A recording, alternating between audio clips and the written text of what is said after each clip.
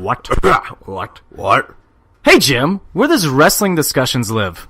PWP Nation? That's correct. PWP Nation is the #1 source for all things professional wrestling. They have great articles, podcasts, and overall great wrestling content. No dirt sheet rumors, just articles and facts. You can follow PWP Nation on all social media platforms like Facebook at facebook.com/PWP Nation. You can also follow them on Twitter and Instagram with both using the same handles, which is at PWP Nation. Radical. And please go to Apple Podcasts and subscribe to PWP Nation Network, where you will find all the great podcasts like Offended, Beer and Money, and many more. And please give us a Dave Meltzer rating. Give us that 5-star rating. That's right. Go join the community today to get the best content for your professional wrestling needs. PWP Nation, where wrestling discussion lives. There are other female wrestling YouTube channels, but there's only one me, Kelsey, bringing you quality edited videos featuring interviews with wrestlers, wrestling features, and interactive wrestling discussion. Some channels' content begins and ends with WWE. I bring you cute videos that are intelligent and creative, that also cover Ring of Honor, New Japan Pro Wrestling, and more. Let's face it, most YouTubers wouldn't know Suzuki if he slapped them and laughed evilly in their face. So super kick it with me, and head over to Super Kickin' It with Kelsey on YouTube, at Super Kicking It with a G on all social media, and at superkickinit.com. Super Kicking It with Kelsey, we're kicking it. It's a show about wrestling, we're kicking it. Super Kicking It with Kelsey, oh yeah.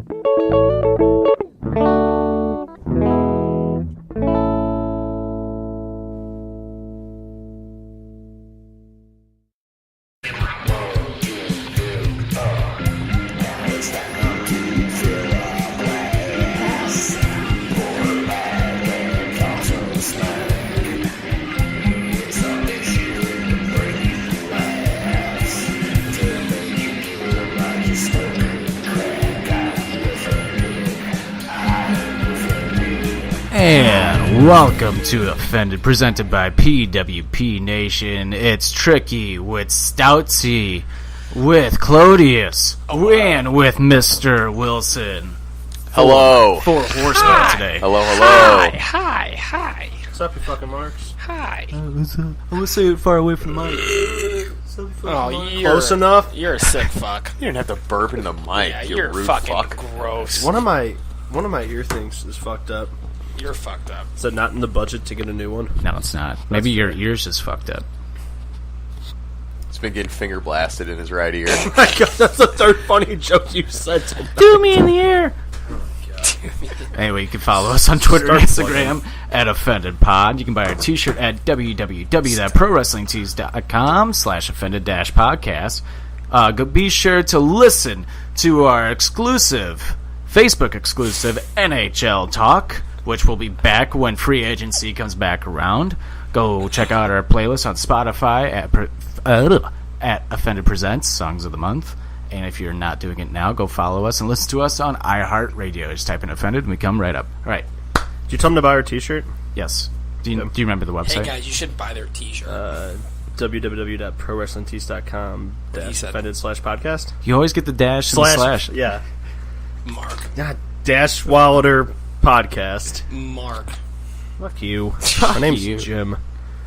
So, Idiot. before we get into everything, before we get into songs of the week, got an announcement for the summer, some few summer episodes. We're just going to throw it back. The announcement is we're going to have just 90s themes episodes. That's what we're going to have. Just 90s themes. Everything's just going to be about the 90s. Went to a 90s pub crawl. I'm like, this is fun. I like this. Way better time than it is now in the world.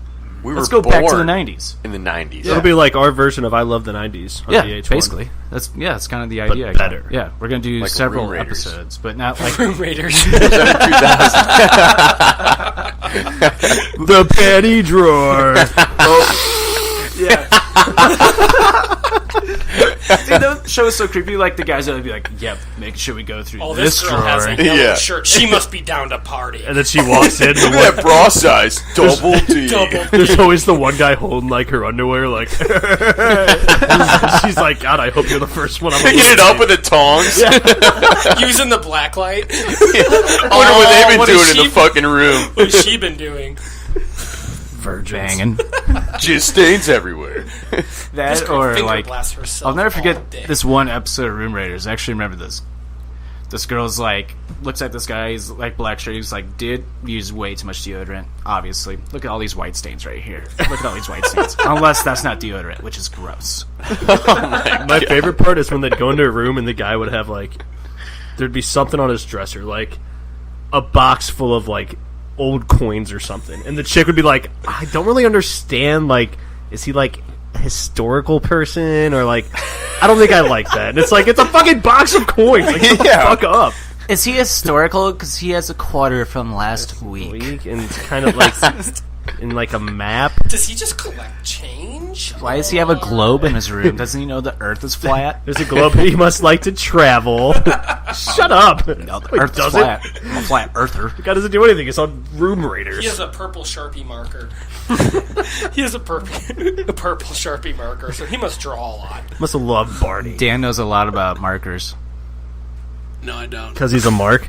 Do you want to tell? Do you want to tell that story? not a fucking Do you want to tell that story? I mean, I'll tell it. Do you want to tell it? Do you want to tell it tonight, or should we build it up?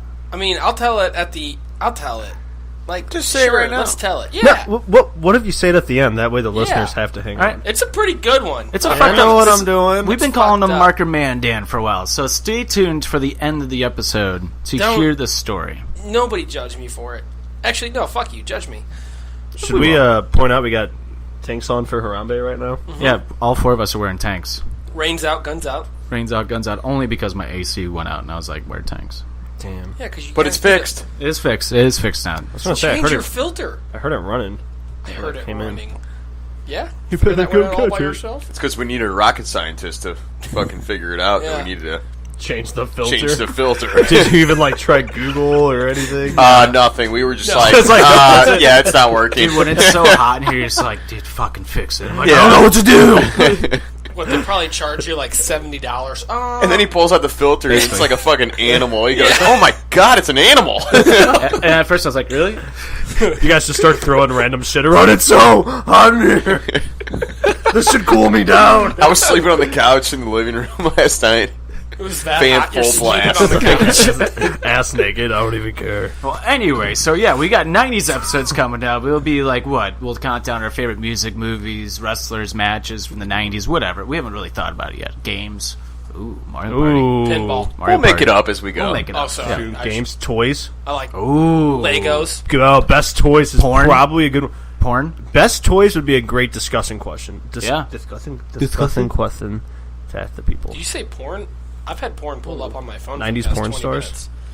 minutes. Ooh. Janet Jameson. It's like the only one I know. Christy Mack. Passion because she has Cove half her on hair shaved. Cinemax. I think that's cool. Remember that? Tommy Lee. Yeah, wasn't Pamela Anderson was in there, right? Yeah. Yeah. Definitely. She got banged out a few times. On a boat. She's still getting dick down. Boats and Hose was about her. Go Next ahead. week, we'll have a little E3 recap with our boy Dave, who's out in LA right now. He was there. He's still there right now. But He lives there. yeah, he LA lives there. Dave. But he's still in E3 is what I'm Okay, saying. fair enough. Earlier today was the epic New Day versus the Elite, which was hilarious. If anybody's Didn't watch got it yet. time You to sent watch me it. it. Kenny Omega and Xavier Woods was trash talking to each other. It got kind of personal at some points. Oh. And the Young Bucks threw a super kick to the guy moderating everything. Nice. Fuck Beautiful. that dude. He deserved it. Yeah, definitely. I didn't even see it, Dude but was a bitch. I assume he deserved Should it. we give Dave a new gimmick? Just call him LA Dave? I think he's handsome Shiggy Quegg. Handsome, shitty Quag. Shiggy.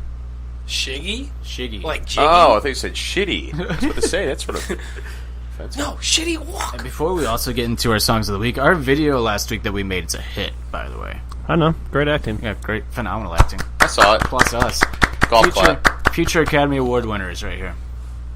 You're welcome. All you did was make faces. I carried the thing. Made great faces. Right when you turned the corner, I knew you were cracking up. Right when you got out of the chair and you looked down. Just the way we're staring at each other. Then we had to stare past each other, which was even more weird. Yeah, I'm like, look here, I'll look like over there. I'm like, by the corner of my eye, I could still see his fucking smug face, just like. I mean, if I turned to my left and looked at you while I was sitting there, I wouldn't. while I'm staring back at you. Yeah, I would. Best. There's a part no at the way. very beginning of the video, like we both like look over, like right before the scene you're talking about. We look over. Well, the first time I did it, I look over. And Jim is just staring at me with this goofy ass smile. I start laughing. Are there any good bloopers? Oh, there's some good You got a bloopers. blooper reel probably coming? Yeah, there's definitely a blooper reel coming out soon. I just gotta make it. Alright, with that said, let's get into our songs of the week, eh?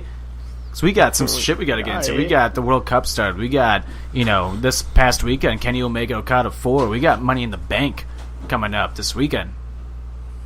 You got a lot. Yeah, we got a lot. It's gonna be a long episode. We're just gonna warn everybody now. It's gonna be a jam-packed episode. Thank God we have some Busch Latte specials over here. So I'm gonna get right into my first song. This is a throwback edition too. Throw it back. Throw it back. Since we didn't do it last week. My first song is 7 by Prince. Okay. Oh, wow. Yeah. That's like a really underrated Prince song that people don't talk a lot about. Maybe I didn't throw it back far enough then. Fuck. It's from like 91. When he actually turned himself into a symbol. Like 2013? Yesterday. Wow. I have new Kid Cudi on here. Well, depends I'm which song. kidding. I'm kidding. My first song was 7 by Prince. Dan, do you want to go next? I'll go next. My song, no specific order, but Get Jiggy With It by Will Smith. Ooh. No. Na na na Love it. na na na. Get Jiggy Na With na It. na na na na. Getting jiggy with it. Shut up, we're done. All right.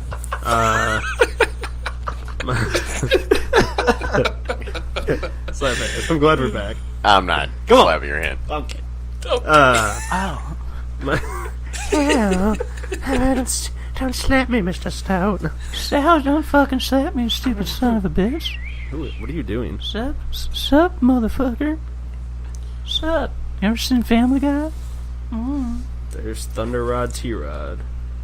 Back at it again. Oh, no, no, no! My first song. Loretta!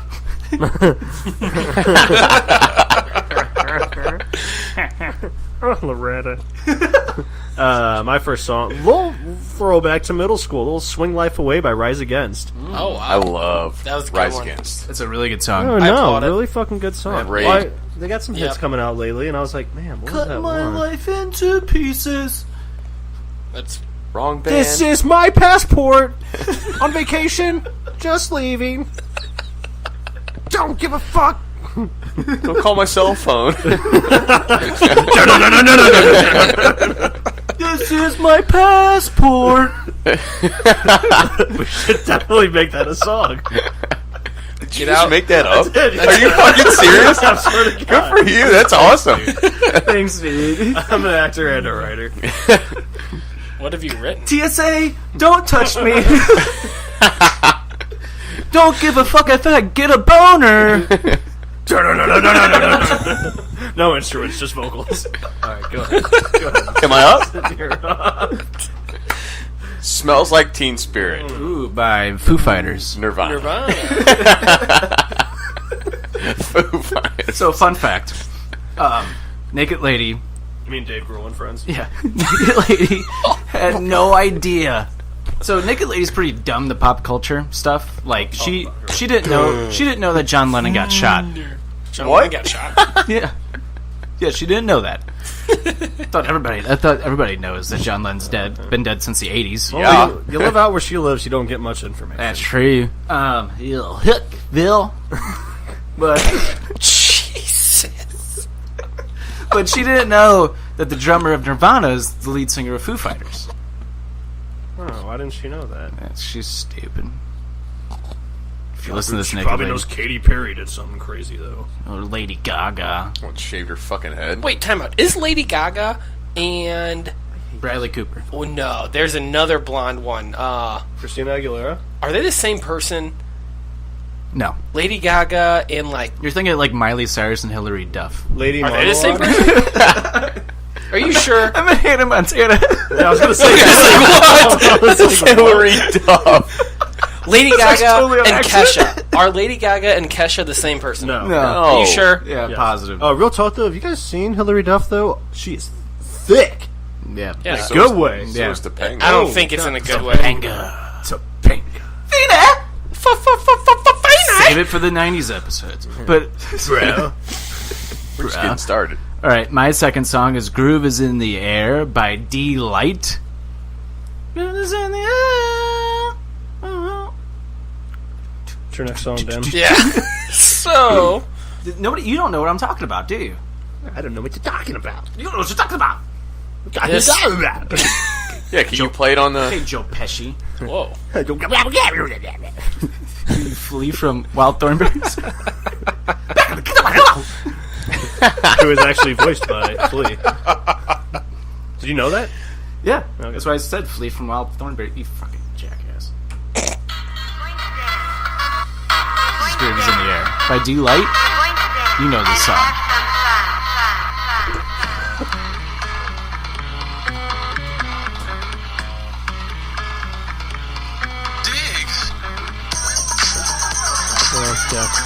Yeah. Yeah, now everybody's like, oh, yeah. You know when your friend shows you something, it's like Wasn't this sit there on a for a while and Pringles? be like, Pretty sure this was on a Pringles. That's commercial it. for the longest time. probably. Ooh, best Pringles 90s commercials. commercials. Keep it coming. We got going. Sorry. ideas. Keep coming. Pringles commercials. They were It's the not shit. the coming. All right, Dan, second song. Oh, second song. Destiny Child, Say My Name. Oh. Oh, when no one is around Wow. Say, baby, I love you. That's kind of pulling it out of your ass there. Oh, shit. I did. I forgot I had this queued up when I announced 90s songs. I meant to do this. 90s episodes coming out. Breakfast at Tiffany's, she said. Okay, yep, totally fucked that up. But anyway, moving on. Okay, next. Well, Jim Bob, you're up. you? This goes out to any girl I dated in middle school. You had girlfriends in middle school? Helena by My Chemical Romance. No. I had a few. Wait, time out. Banging people inside of houses don't count as girlfriends. They don't. Okay. Okay. That was not grade school. Okay. Fuck. Any girl that I Fuck. maybe got a little... Fuck. Just making sure you didn't think that they were your girlfriends Christopher Walken. when you finger banged them I'm on the side Christopher of the house. Walken. Like 2 tickets for Glorious Bastards. Anywho. I wasn't Penguin in The Batman Bear Jew. Returns. The Bear Jew. Hey. Cannot say Jew. Any girl that at a mixer I might have got a little hard on getting grinded on. You gotta Like some chuck My it. mind's telling me no. This one goes out to Usher. Oh. A burn. Oh. You know what I'm talking about at mixers. Oh, yeah. Done it Resurrection all day. Yeah. The Res. all that. This is what I found. grinding with her? Nobody wants to be alone. That's why. Getting AIM screen names written on your hand. What's up, bitches? Ding ding. Jim's me up. online. Oh, Daddy's online. dude, Please all don't tell me. night. Daddy put up an away message. Was My your s- AIM name Jim Daddy? No. It should have been. Mine was Reed Todd Ed. Mine My was Willy Boy. my best 2 Twitter handles though. One was you might have to edit this. I doubt it though. The Clit Commander. Okay, And Jay. Commander. Yeah. And the Clit other Commander. one. The other one was Mr_Smell Ya Pussy. Mine was Clark Butt. 21. I had to delete those when I took a digital marketing class, and the teacher was like, "If you have a Twitter, go ahead and put it up." And I was like, "Not gonna No, put up not Mr. Smell Ya put- Pussy." Mr. Click Commander. Who's Mr. Smell Your Pussy? Here. Here, that's me. Would you like me to smell your pussy? I'm not a doctor, but I'll smell it. Do you live by your title? I do. Do you sir. eat tacos? Everybody. You clam chowder. You can clam on me all day. Jim, what's your second song? Just said it. He just said it. What? Oh, don't worry. Usher Burn. Usher. Oh, yeah, duh. Guess what? I'm up. Mr. Cool. Wilson, what's your... Jeremy by Pearl Jam. Oh. Jeremy's spoken. It's a true story.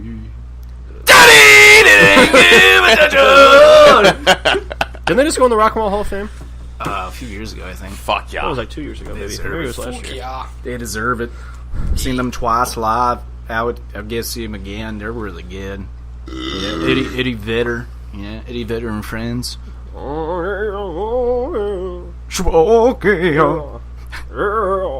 Passport. What's your next song, Trick? I got my passport in my hand. TSA didn't give attention.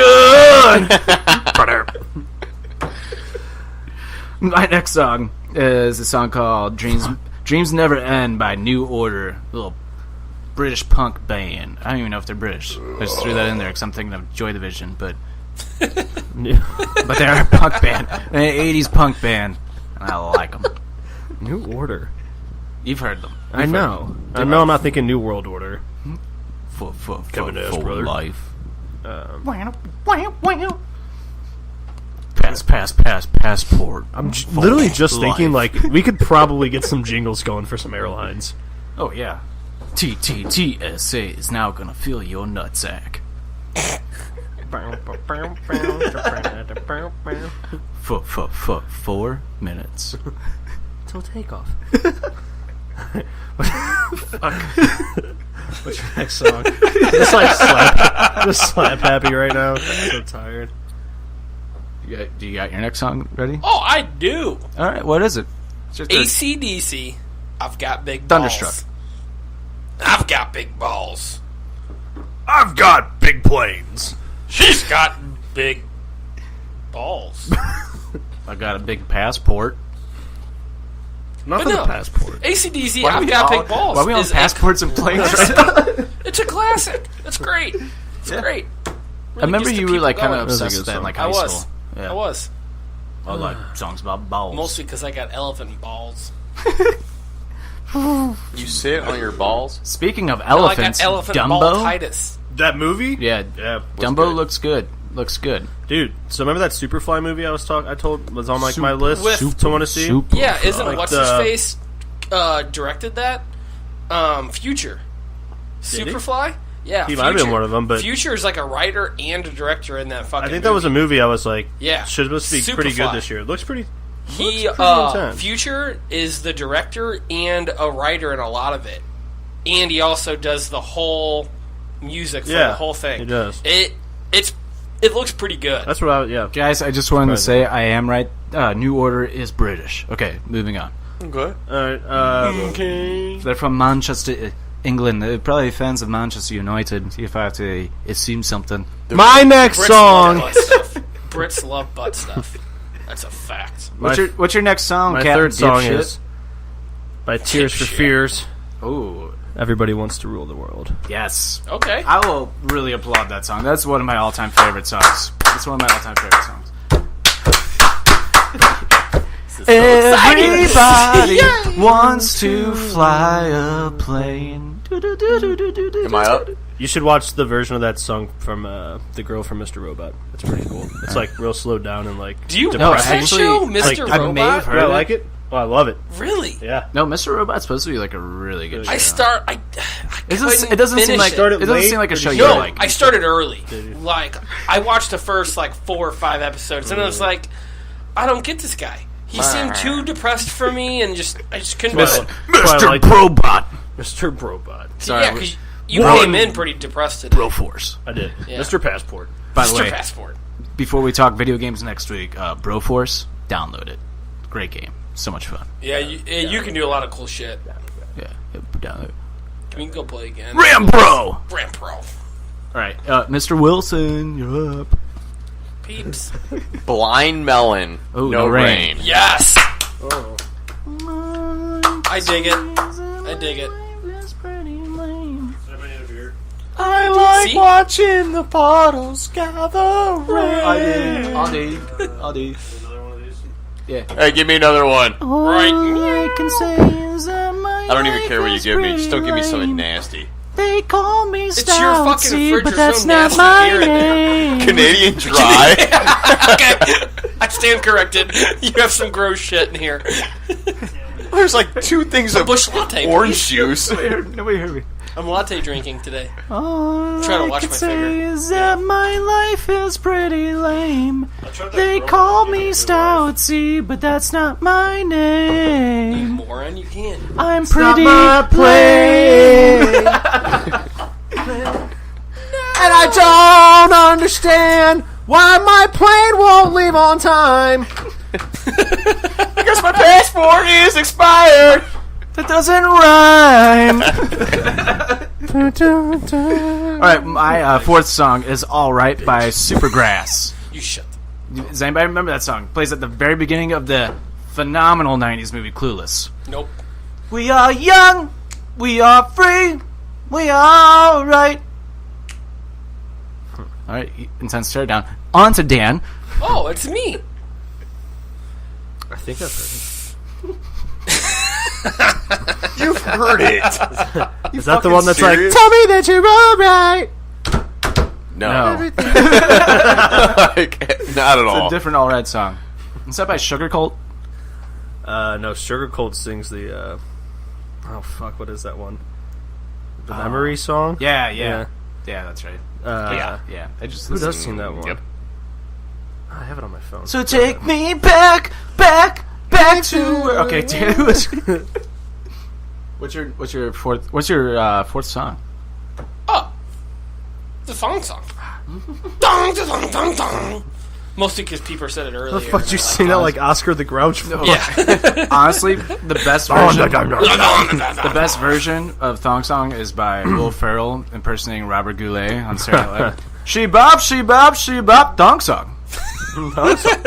You and me, staring contest. Go. You win. Ew. You always do. Motion City soundtrack. Robert Goulet. Oh, wow. That's who it was. Right. I forgot about Motion City soundtrack. Oh, which one do I want to save for last? Okay. My fourth song. By Mr. Bruce Springsteen. Oh. Secret Garden. No. Take another shot. Glory Days. No. Bam, bam, bam, bam. A little Dancing in the Dark. Ooh. Oh. Okay. And that... Jim Stout, Bruce Springsteen. You miss 100% of the shots you don't take. Wayne Gretzky, Michael Scott. Michael Scott, Wayne Gretzky. Mr. Wilson, fourth song. House of Pain, Jump Around. Oh. Jump. Jump around. I can't even call you a white boy because it's sung by someone. Come up again. No, you're not white. You're red. I came to win. Every time I think of that song now, I just think of Mrs. Doubtfire and when Rob Williams from John goes, "What's up, homie?" Rest in peace. I miss Rob Williams. Oh, he so was much. the best, man. God, on the way home from Florida, a naked lady and I listened to his whole stand-up live on Broadway. That is hands down the best stand-up. It is awesome. I'm just trying to throw this out there. I get it. You had fun in Florida. Fuck you. You weren't invited either? Didn't get invited. I went Scottish last people year. need subtitles. Oh, hey, they're good off. I went last year. Oh, no, that day, mate. Hey, fuck like that. Hey, fuck off, mate. You fuck you. Went last year. Had a great time. Flipped over a bush on a bicycle. No Come on, worries. Good time. Oh, no, fuck no! You do this 18 fucking times! I love that stand-up. Dude, it's the best. By far one of the The best. funniest thing is at the end is when he puts his elbow over his mouth. He goes, "Ladies, I got something for you. Do we look like this?" It's time to head south of the border. Time to please Missy. Alright, my fifth and final song is by an unknown band called Passengers. The song's called Miss Sarajevo. It's a beautiful song. That song. Oh, you have. Because the Feel like lead we've singer all is heard Bono. Yeah. Passengers is Bono and the Edge's side project. And they have one album because it goes into a movie that they made in the 90s. Miss Sarajevo is a beautiful song with one of the greatest, oh my god, opera singers ever. Frank something, I don't really remember. Sinatra? No, opera. No. Like- Sinatra? Sinatra? No, Cusimano? Sinatra was not an opera. Sinatra was not an opera singer. Dici che come fiume Sinatra. l'amore Angela. Oh, That was pretty the good. guy from System of a Down. Sign him up. Sign him up. That guy. The guy from System of a Down. He was an opera singer. Yes. No, this guy died, by the way. Oh. But anyway, Bono, at some U2 concerts, they will do this song, and Bono will do the opera part and nails it. Like, really good. Really good. Bono and Friends. Passengers. Miss Sarajevo. You're about 5 shitty songs tonight, Todd. What do you got next? Well, Sorry, Mr. Emo. well. Depressing song. What was their second song? Usher Burn? No, was the one that's kind of depressing. What was the other? It's not depressing. What was your first Maybe song? making music. What was your first song? Swing Life Away? Yeah, Swing Life Away. Let's think of the title right here. No, it's about sitting on the swing on Swing your front porch. life away, swing life away. It's a pretty depressing song, man. Well, that escalated so quickly. That escalated. You're up. I'm gonna let you All right, hash this out. what's your fifth and final song, Dan? Well, Kanye West, Gold Digger, because Kanye West is coming back. He is back. He's back again, He's back. and we all know that he now takes naps. I don't Kanye take West naps. tweeted that he takes naps. Kanye I West, take naps. I take naps. He hasn't tweeted he woke up yet though, so he might have died. I don't know yet, but he does take naps. I hope not, 'cause And those last two albums he and put he's out putting were out pretty bangers. good. Kid Cudi's banger. Well, Kanye West, Gold Digger. Yeah. Because Yeah, can we just say Ye and Kids See Ghosts are two phenomenal albums? I like Kids See Ghosts. Kid See Ghost is very. I like how Yay. he mixed like Yes. Kanye's sound and Cudi's sound and morphed it like together. It I was like awesome. how he did a part 1 of Ghost Town on his, Yeah. and then a part 2. Yeah. And if you listen to them back to back, it totally meshes well Oh yeah, together. and you know who And else it's did dope. That's probably the fucking plan. You know who I else did something know. like that? Do you know who else? Shut up. Fucking music mark. Do you know? Fuck you. Do you know who else did something like that? Who? Kendrick Lamar and U2 also Oh, did yeah. that. Mm-hmm. Their song Triple X on Kendrick's album has U2 singing the lyrics from actually from American Soul. You know who else did that? Aerosmith and Eminem. Just a joke, guys. Sing for the moment. Eminem's fucking Nicki Minaj. Good for him, though, That's bro. what I'm I'd saying. tear that Dude, up. what? They did there's not no do way that, you Jim. can tear that ass There's up. no way you can You handle would that big not know old what to fucking do with that ass. booty. Y'all know me. No, we don't. And Y'all you know can't what I can handle do. that Hey, ass. We hey, don't know what hey, you can do. hey. You fight dads after you fuck women? True. True. He bangs girls inside of houses and fights a dad. Okay. You're you such might a have- fucking liar, by the way, Jim. Aerosmith and Eminem did not do that. It was just a sample. Okay? Bruh. A little bit different. What's your fifth and final song? Okay, Steal I can't, a song. I just can't even right now. And this is a preview for our '90s episodes. Pinball. Like, Pickleball. Swing for the Moment meant so much to me. Yeah, It's like, I tell you was a what you kid, want, what you like, really want, and you just tell me what you want, what you really want, and I want to. Like, I had my can't fucking really, dyed really, hair in I my just rap want to sing and say, magazines. My rap magazines. Do you want to be the lover? I sat back with my pack of zigzags and this bag of this weed. It gave me the shit needed to be. Most meanest MC. On this passport. I'm going to just say this right now. This is my favorite songs of the week we've done so far. Like, by far. This last one, I think you're all going to like. The Wallflowers on Headlight.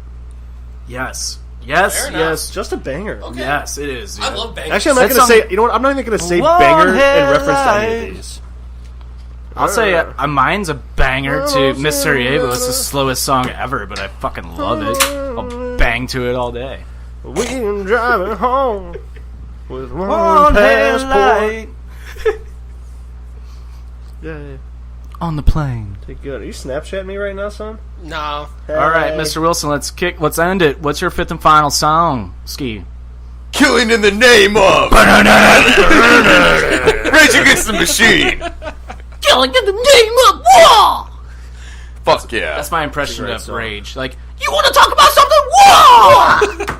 I just love that. Just sound like a that Mortal Kombat video character of at the him end. playing live. Oh my god, it's the best. Dude, with his dreads and fucking, he's going super slow in the beginning, just like Turn that shit up. Crosses. yeah, and just the whole fucking stage and like everybody just in the stands is unbelievable. I gotta be honest. Unbelievable to me.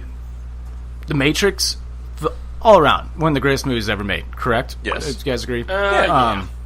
When it first came out, are you serious? It was like a new generation. It changed the game. Yeah. I said yeah, so I don't know what. I thought you went. I said yeah. Oh, okay. You guys got vocal. We'll get angry. We'll get offended. Bro, just calm down. Let's go. I'm sorry. Mr. Anderbro. So, anyway, what were you going to say? But The Matrix changed the game. But the ending to every movie except for the third one had a Rage song at the end, and it just like completed the movie for me. Especially at the very end of the first one, when you hear that Rage Against the Machine song come on, I was like, yes, I want more. Then the second one is one, honestly, people hate it, but it is one of my all-time favorite endings to a movie ever fucking I actually like the made. second I one love better the second than one. almost. I like the first one the best, but the second one was definitely. I hear that a lot more, like, as like years like go on, people are like saying like how much they really enjoy the second one. I like the Ghost guys, dude. Yeah, those two twins. I've only seen the second bad. one time as a while. Dude, the second ago, so one I is feel like actually in order to fucking actually amazing. get Wait, it is that now, the- I have to rewatch that. The I way that love it the second ends, the way that it ends is just like boom, cuts off. Yeah. Yeah, I mean, gotta. you're just like, I all right, definitely have fuck. to rewatch. Now we gotta wait. Is till that the one 3. where it's like, it's Keanu Reeves, right? Yes. It's like Yeah. slow motion, Yeah. and then they score like the touchdown to Yeah. win the game? Yeah. Oh, the replacements. Point Break? Yeah. That's not. Oh. You shoot and you score. The mailbox? That was the replacement. You shoot and you score. I want the ball! Wait, hardball. Oh, G No. baby. I cried then. Alright. Rest in peace. I'll still cry at it. I didn't. I laughed. Fun fact about Rage Against the Machine. Get the fuck out of my One house. of the few times I've drank with my dad, we watched a Rage concert on TV, got hammered, and then kicked my mom out of the living room So- because she was like, "What the fuck is this?" We're like, "Get out of here! It's Rage! But yeah, It's Rage!" but yeah, and it's like, but We're the fucking second raging. Matrix. So the second Matrix is the one where like Mr. Anderson, Agent Smith somehow makes it into the real world because he answers the phone and it teleports him back to the body he just took over. So now he's Agent Smith in the real world in Zion, bro. And then like he Welcome to the real world. he she gets said into to like me, he gets condescendingly. he almost dies, gets put in a coma. Yeah, and then oh my Neo like stops like the fucking machines coming at him, like uses like the fucking force basically, and like stops the machines. Neo collapses, gets put in the coma. The camera's looking down at Neo, and then the camera's like, will he wake up from the coma? And that's what Trinity's like, I love him. Will he wake up from the coma? And then like the camera like pans over, and you see that Mr. Smith is there in a coma next to him. It says to be continued. And come like a bomb. Yeah, and that was the Matrix Reloaded, told by a Californian. Did you order the pizza? And it was like, And then I was like, I need to see the third one, but first I need to get a pizza and serve some fucking ways, bro. We need a camera in a corner here. Just one. Just one fucking camera. Well, anyway, that was Songs of the Week. You can, I think they were make pretty sure solid songs. they Throwback were. edition. I did like That's that. a playlist on its solid. own. Yeah, Yeah. definitely. We're 40 minutes into this episode, and You guys should know, all add those songs. this to is all my your favorite playlists. song. Let's Oh, go. we do. No, I'm talking about anybody else that listens. Add them. Yeah, to you their add playlists. it. Yeah, this 'cause one's definitely up yeah. here with the songs of the week we did with Dugan. without a doubt. That, honestly, as a comedy base, this is my favorite one we've ever 100%. done. Suck But my mouth. so at the end of the month, obviously, these songs will be added on to our Spotify playlist called Offender Presents Songs of the Month. Just go search it on Spotify. It should come up. Yep. And No promises. Shit. we'll probably try to remix every song with Passport. You So know? what's really Looking for my passport in the dark. So it's really funny. Side note, real quick, before we take a little quick commercial break. So I actually have more followers. So get this. So I saw how many followers we have like on our Spotify playlist for the songs of the month, and then as I'm scrolling down, there's like a mix. I make mixes for Naked Lady just because like I love making playlists. Like I love music, so I like making for her. And because I listen to it too, so I really like it. And It's a win-win. yeah, it's a win-win. But she like loves them, so I'm like, perfect. I'll just keep making them for you. Yeah, obviously. And then Yeah. high five. Slap So- hands. Slap hands. One of the mixes I made for her has more followers than the Offended Presents. I'm like, what the fuck why is somebody following this like playlist I made like for her? Like, what the fuck? But it's called Scoopity Whoopity Poop. So I'm assuming people are like, oh, it's a Kanye mix. No, it's not. You dumbasses. It does have that song on it, but no, it's just a different mix. You've been catfished. But it keeps getting like followers. I'm like, this is weird. Like, why is this one blowing up? Humble brag. It's a little humble brag. Okay, real quick though. That was Todd's humble brag of the week. Here's a word from our sponsor, Anything But Credible Podcast. Well, hello there. Dukes, Keith, and Griff here from the Anything But Credible Podcast, a.k.a. the ABC Pod. Fellas? Holla. Oh, hello. We're here to let you know that you could be possibly missing out on the best podcast ever created, aside from the Offended Podcast, of course, and you don't want to be missing that. Now, what makes us the best? Griff? Yeah, great. Keith? Exactly. Look, I'll keep it really simple for you. Crazy people, crazy news, crazy theories, crazy uncredible. That's right. We made that word up. Griff, Keith, say something crazy for me. Russia wants you to believe in Finland. Nice. Look, you can find us just about anywhere that you get your podcasts, especially Apple Podcasts. Also, don't forget to hit us up on Facebook at ABC Pod. That's ABC POD. Twitter at _ABC Pod. And Instagram at ABC Podcast. Check in with us for a new episode every Monday and join the conspiracy to commit stupid. We will see you then, and shout out to the Offended Podcast. Adios. Later, guys. Like you more than a friend.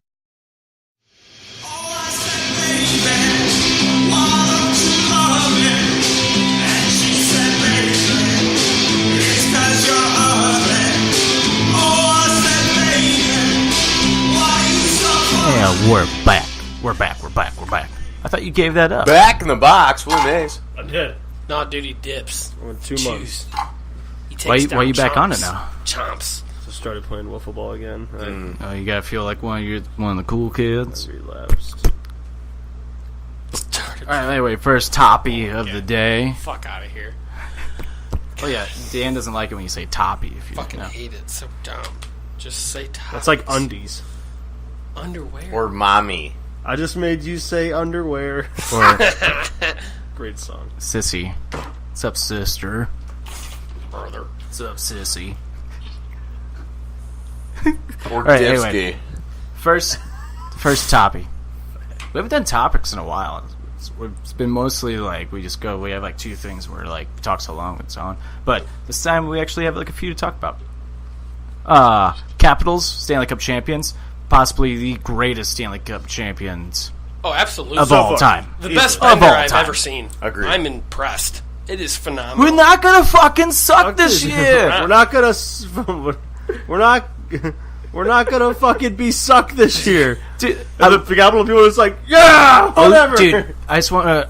Is it so much to ask for? I just want to go on a weekend bender with Oshie and Ovechkin. Is that so much to ask And for? Evgeny Kuznetsov. Yeah, all of them. I don't And- care. Ovechkin, Oh, yeah. Ovechkin has Vrana. been drinking for like I think- 12 days but straight. I He's think you not can tell. sober still. But I He's think you can still tell that going hard. Oshie and Ovechkin are like the true partiers of the team.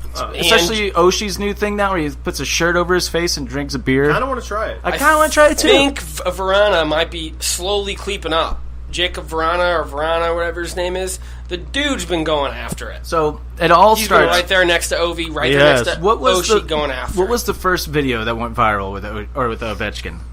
Was it him doing the No. cake stand like No. on the Stanley Cup? in the nightclub with Tiesto, Yeah, okay, taking yeah. the mic, saying, "No, you're not going to talk anymore. We're going to play this song." Yeah, he took over Tiesto's set list and was like, "Yo, So it play starts this there. song so I can sing along to it." I think it goes from there The to next day to the cake stand. cake stand To the to cake the stand. fountain. To the fountain, To the which fountain. is fucking Which is amazing. To They're all on in like top jeans. of the roof, on top to the of Oshie, roof. yeah. Then the Oshie shirt chug. Then, Ivanka Trump picture. yeah. They went to the baseball game. And then it goes into the baseball game where Which- where Ovechkin goes, I'm throwing a second pitch 'Cause that so first I pitch fucked was- up yep. the first one. And then Oshie does the shirt chug again. Again. And doing the Apparently same thing Ovechkin stretch. just in the randomly through the middle of the game would just stand up with the Stanley Cup. Yeah. And they couldn't He pan stood there over for to like him. 15 minutes, Yeah. and he stood there, just stood there. They wouldn't pan over to Yeah. him. It's awesome. It's so awesome. And then it just And then you got the plane ride where Ovechkin's cuddling the Stanley Cup. Yep. Won't let go. The next picture is him in bed with the Stanley Cup, giving him a thumbs up, smiling. Yeah.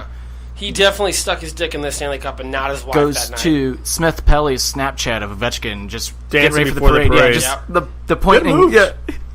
Speaking I was dying at that. Speaking of Smith Belly, the dude's great. He's alright. He walked next to their bus, wearing the belt, chugging Oh, yeah. beers, They- pointing at people. Smith Pelly was, Yeah. took control of the Down to the belt. WWE and championship belt that was every sent to time him. he drank a beer, he smacked that fucking belt and let people know that he's I wish champ. that's good that he was doing it. It's cool, but I wish it was Oshie or Ovechkin doing it, because they would have been like, we're the champs, like, blah, blah, blah. But, they were probably like, we've been holding the cup for, like, the last week hostage, so... You can have the belt. You can take the WWE belt. But you're not taking the Stanley Cup. This is mine. I retweeted a few days ago. It was like some guy, it was like a meme. It was like, I feel bad for whoever has to tell Ovechkin he has to give the Stanley Cup back. I don't think it's going to happen. I was like, that's like the truest thing ever. Yeah. Now, he might start new trends with the Stanley Cup. I know for a fact. I saw a video today. He still has the cup today, and he's still going strong. This is kind of like the ownership being like, you've wanted this for the entire time you've been in the NHL. Here, go have fun with it. He officially has keys to the city. He had keys to the city, but now he can do no wrong. And he can do whatever he wants. He's a god are of just buying into, like, what's just attracting more people than NHL is being like, look what the Stanley Cup champions are doing. Like, what? They get to drink out of their cup? What? It's not an easy basketball sweep? What? Apparently, there was more people on the Washington Monument. Isn't that where the inauguration? The inauguration's always at. There was more people there than at the last 3 presidential inaugurations. Almost double. Yeah. Like, almost double. For the Stanley Cup celebration. There was more people there than when Bush got elected, Obama got elected, and when Trump got elected. There's been way more people there. Good, because no one cares. Exactly. After watching the celebration... I'd rather see somebody, when it comes to sports, win any day. When the Blues win, I honestly am either A, getting fired from my job. I'm taking a vacation. B, they're going to give me a week off. We're going to... Stop. This is a or promise. C, I'm going to be in jail because I promise you I'm flipping one This car. is a gentleman's handshake to all 4 of you right now. I'm going hard. When the Blues win a Stanley Cup, we are going on a fucking bender. Oh my God. Like I'm Ovechkin and Oshie. For a Oshie. week. Like, we're going out. I want to go on a bender so hard that like the Yes. Blues are just like, you guys just come with us. Yes. And just fucking They're going to join our bender. Do you guys party? Hey, we like to party. I might just climb on top of the arch. I don't fucking know. Oh no. Like, Spider-Man. I will somehow find a way to get on top of Skytrade. And yes, well, not Skytrade. Sorry, Enterprise. And you know we're gonna burn Busch Stadium. I think I'm just gonna start calling it the hockey rink. Fuck baseball. This is a hockey town.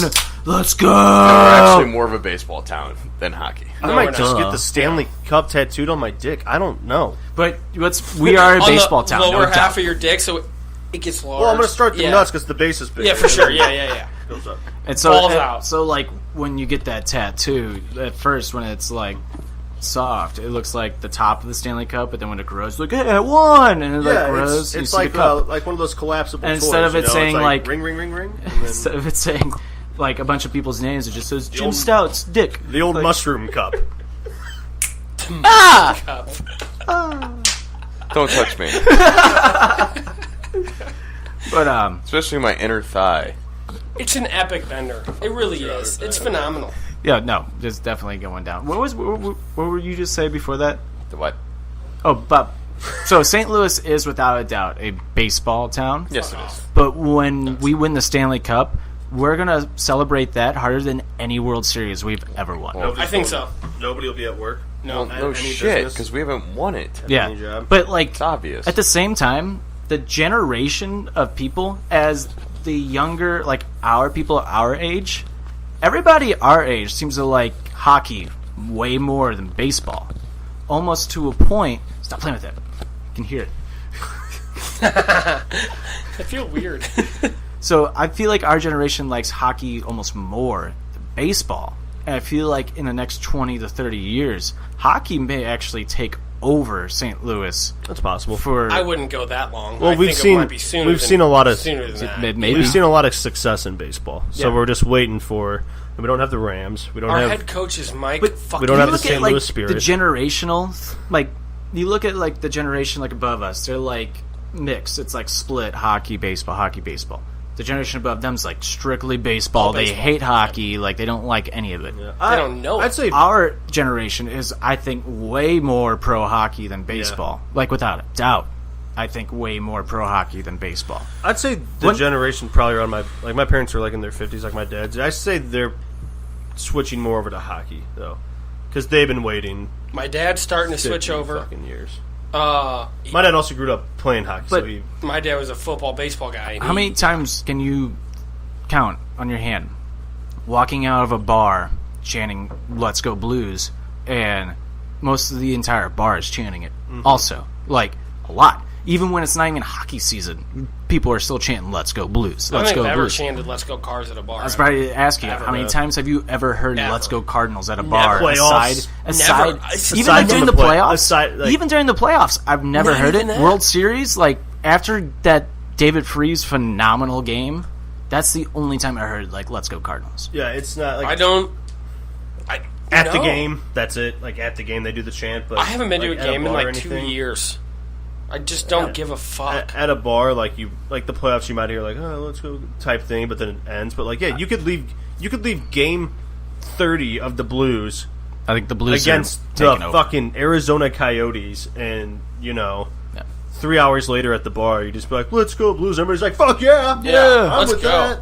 Or you just hear horn, horn, horn. All right, next topic. World Cup started today. Let's go. Yesterday, since this comes out on Friday.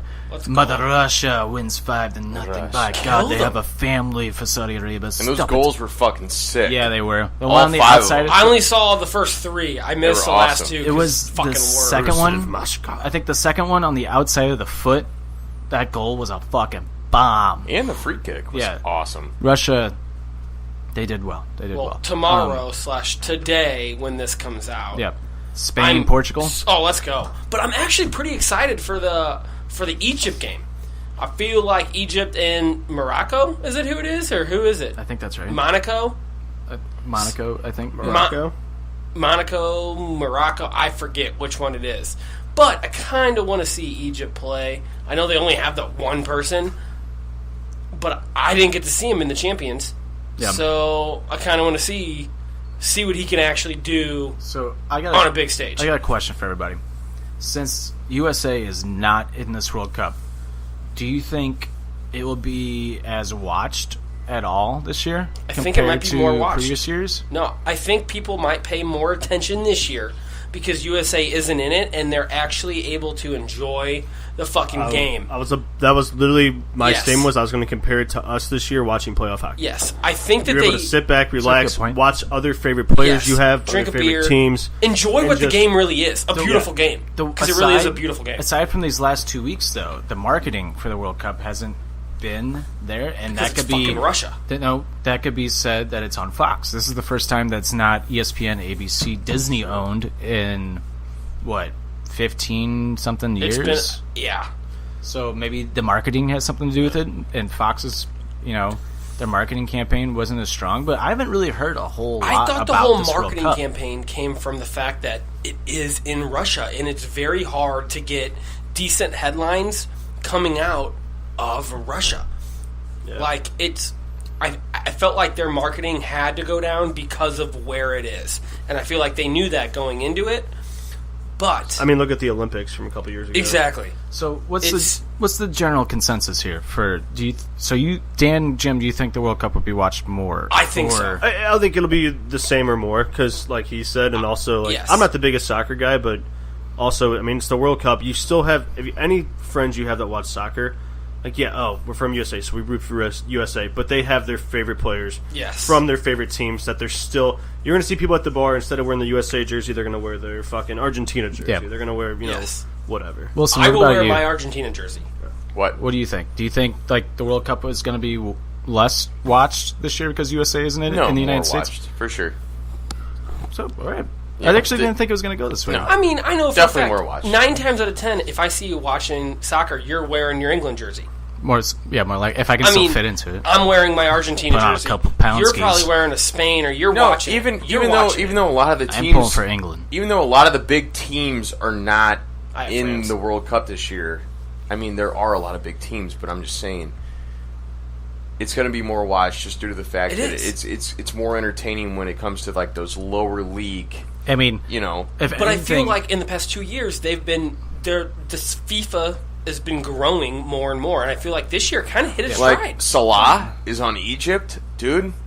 I cannot wait to see him play. That's what I'm saying. Cannot wait to see him play. So you also you're saying like there could be the surprise factor of like yes. upset. It's gonna be just like a regular, like it's not gonna be like your Brazil or your like like your like your Spain or your Germany type team. It's gonna be very cut, in between these brackets. It's going to be awesome. Yeah, I mean, when's the last time you heard Russia's soccer team actually? Yeah, it's going to be sweet. Today's game was the perfect opening match for people watching in the United States with 100%. Without our nation's team in there because of how many goals were scored. Yes. I will give it to Russia. It's different teams. And they were good goals, too. It's different teams playing against different players that they have not encountered, maybe in club, maybe in, Premier League, maybe in the UEFA League. It all depends, but these guys they're very good. Yeah. They're very good. My thought was, I know that Russia at home, and they won 5-0, but their opening ceremony, they kind of kept it short. And I felt like they didn't... They fucked up the Olympic ceremony. They did, but I felt like they knew that, and they just applied it. Like, okay, let's have a short, brief one, and this is about the sport. And they showed that. Yeah. Mm-hmm. I feel like it's going to be a good time to watch the World Cup this year. Definitely. All right, so we got that out of the way. This past weekend, world was watching. CM Punk got destroyed. Absolutely him. So actually, it was not even fun. He won the first round, and then just was done. Like at the end of the first round, he was like, I can't breathe. Like at the end of the first round, I was like jumping up and down. I'm like, oh my god, he just won that round. Got a takedown, got some punches in. He looked really bad on his kicks. Like he was gonna fall over on his own on one of these kicks, and they were like leg kicks too. Like he went to kick, spun around quickly to I don't want to get hit, so he's got to spin around, but they looked bad. Bad. Was he really bad? Yes. He's a good wrestler, but and I get there's athleticism in that, but I don't think he has that. Did he train at all? I thought he had during his WWE time, I thought supposedly he had that background. A lot of people thought that because he would curl his wrists like this, and that's what that's what Horace Gracie's thing is. You do this with your wrist because that way, if you fall on your wrist, you're cracking them now, getting them ready for impact. Basically, stretching your wrist out. They let people think that this definitely. Is for real. Yeah. And then seeing him his first fight, that Story kid, right? Was it Story or who? CM Punk's first fight? Whoever was against Mickey Gall. Gall. That's who it was. Mickey Gall is a really good fighter. Good the fact, Cougar would tell you, even he was I can't believe they're putting up against Mickey Gall. Mickey Gall's really good. Remember, didn't you say Mickey was I don't want to really fight him? Yeah. But the thing is, that second fight, that Johnson, I don't think Mike Johnson? He's not good. He's not good. He was not good. He looked horrible, too. He's not good. It was literally Mike Johnson's the fight an idiot. of the horrible. It was the fight of the horrible. I agree with Dana White. Dana White, so after the fight, Punk, honestly, I'll give it to Punk because he showed a shitload of heart in the fight. He did not give up, and he kept pressing until, he just couldn't. Even till the fucking final third round, till the fucking buzzer went off, he still was trying and trying and trying. He almost actually got Mike Johnson a triangle hold at one point. But in the second? Yeah. Yeah. But, so the fight ends. Obviously, it's going to go Mike Johnson's way. Punk, to me, Punk as a winner because he lasted the entire fight. That's to me. Okay. Cody Rhodes, I think, said it perfectly the best. He's like, CM Punk is not a loser tonight. He's a guy who chased his dreams and he never gave up. And tonight he showed that he never gave up. So props to him. He's got balls. I agree with that. I did like watching them all. However, Mike Johnson is not a good fighter. He's kind of a dumbass. Any other fighter would have finished Punk. He rocked Punk a couple times, and he's on top of Punk, waving his arm around the ears hey, watch this hand. And he would hit him in the stomach though. He's on top. He has the top him out. Hitting him again in the stomach. Why are you not hitting his face? It almost was Mike Johnson doesn't want to hurt him. It's almost that's what it seemed to me. It was Johnson doesn't want to hurt him. He knows he's going to win the fight, and you might as well stretch it out or something. But that's not how you get paid. It's a showman sport. To a point. To a point. This is where I agree with Dana White. Dana White after the fight was I really like CM Punk. He's done here in the UFC, but I really like the guy. He shows heart. He doesn't give up. he wants to prove to himself and prove to everybody that he's better than like what he is. Even if he's not, he still has the heart to try and show that he can go. He works. Mike Johnson, on the other hand, he goes, I don't know what his day job was before this, but he needs to go back to doing that.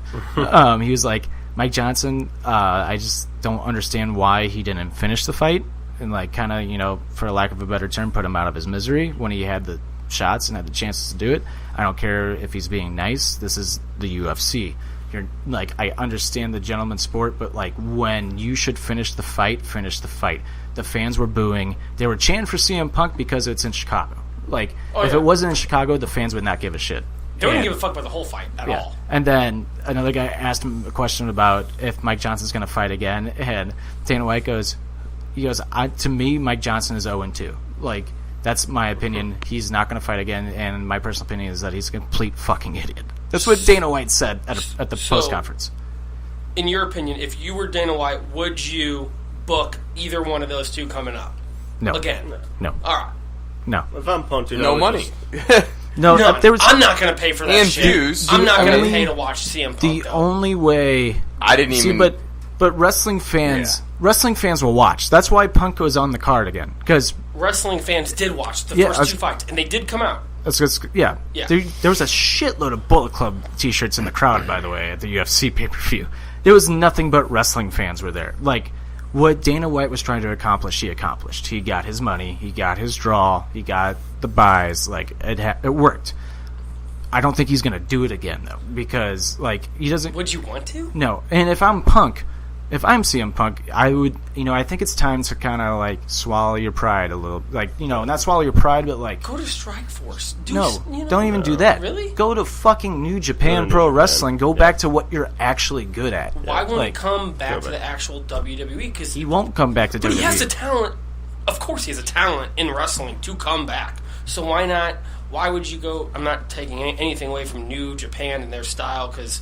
Shit, we've seen hell fucking good matches. But if I'm CM Punk, I came from the top, I went to another top in the UFC. UFC's a top division. Why not try to go back to another top division? The only way he's going back to WWE is if Vince McMahon, Triple H, and the Doctor all tell him personally that they were in the wrong, which is not going to happen. From that also, that's not going to happen. Another thing, if I'm Punk, I ain't going to WWE. Watch what they've been doing, the product they put out, and what they can do with him. If I'm him, I follow Cody Rhodes' path. Go to New Japan, build your fucking ass up, and to Todd's point, make WWE apologize to you and fucking beg. Yeah. Beg for you to fucking come back. CM Punk is so big. CM Punk is so big right now that if he went somewhere else, WWE has legit competition now. To the point where if I'm Kenny Omega and the Young Bucks, I would seriously consider staying where they are instead of going to WWE. If CM Punk goes to New Japan. Also, another reason why I would stay. If that happens and Daniel Bryan doesn't re-sign with WWE and goes off to the independent scenes to have more leeway in his character and what he wants to do, because WWE puts a lock on that shit. Yep. The wrestling world is going to change once WWE goes to Fox anyways. That's well known. Fox wants it to be TV-14. They want blood. They want blood. They want language. And WWE is going to have to do it. Good.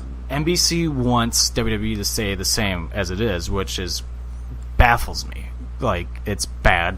It's bad television. Like, Raw is really hard to watch. SmackDown is good. Raw is really hard to watch. SmackDown's good. NXT is amazing. No. If this is anything, NXT. If this is anything, to me, Triple H just needs to take over. Vince is out of touch.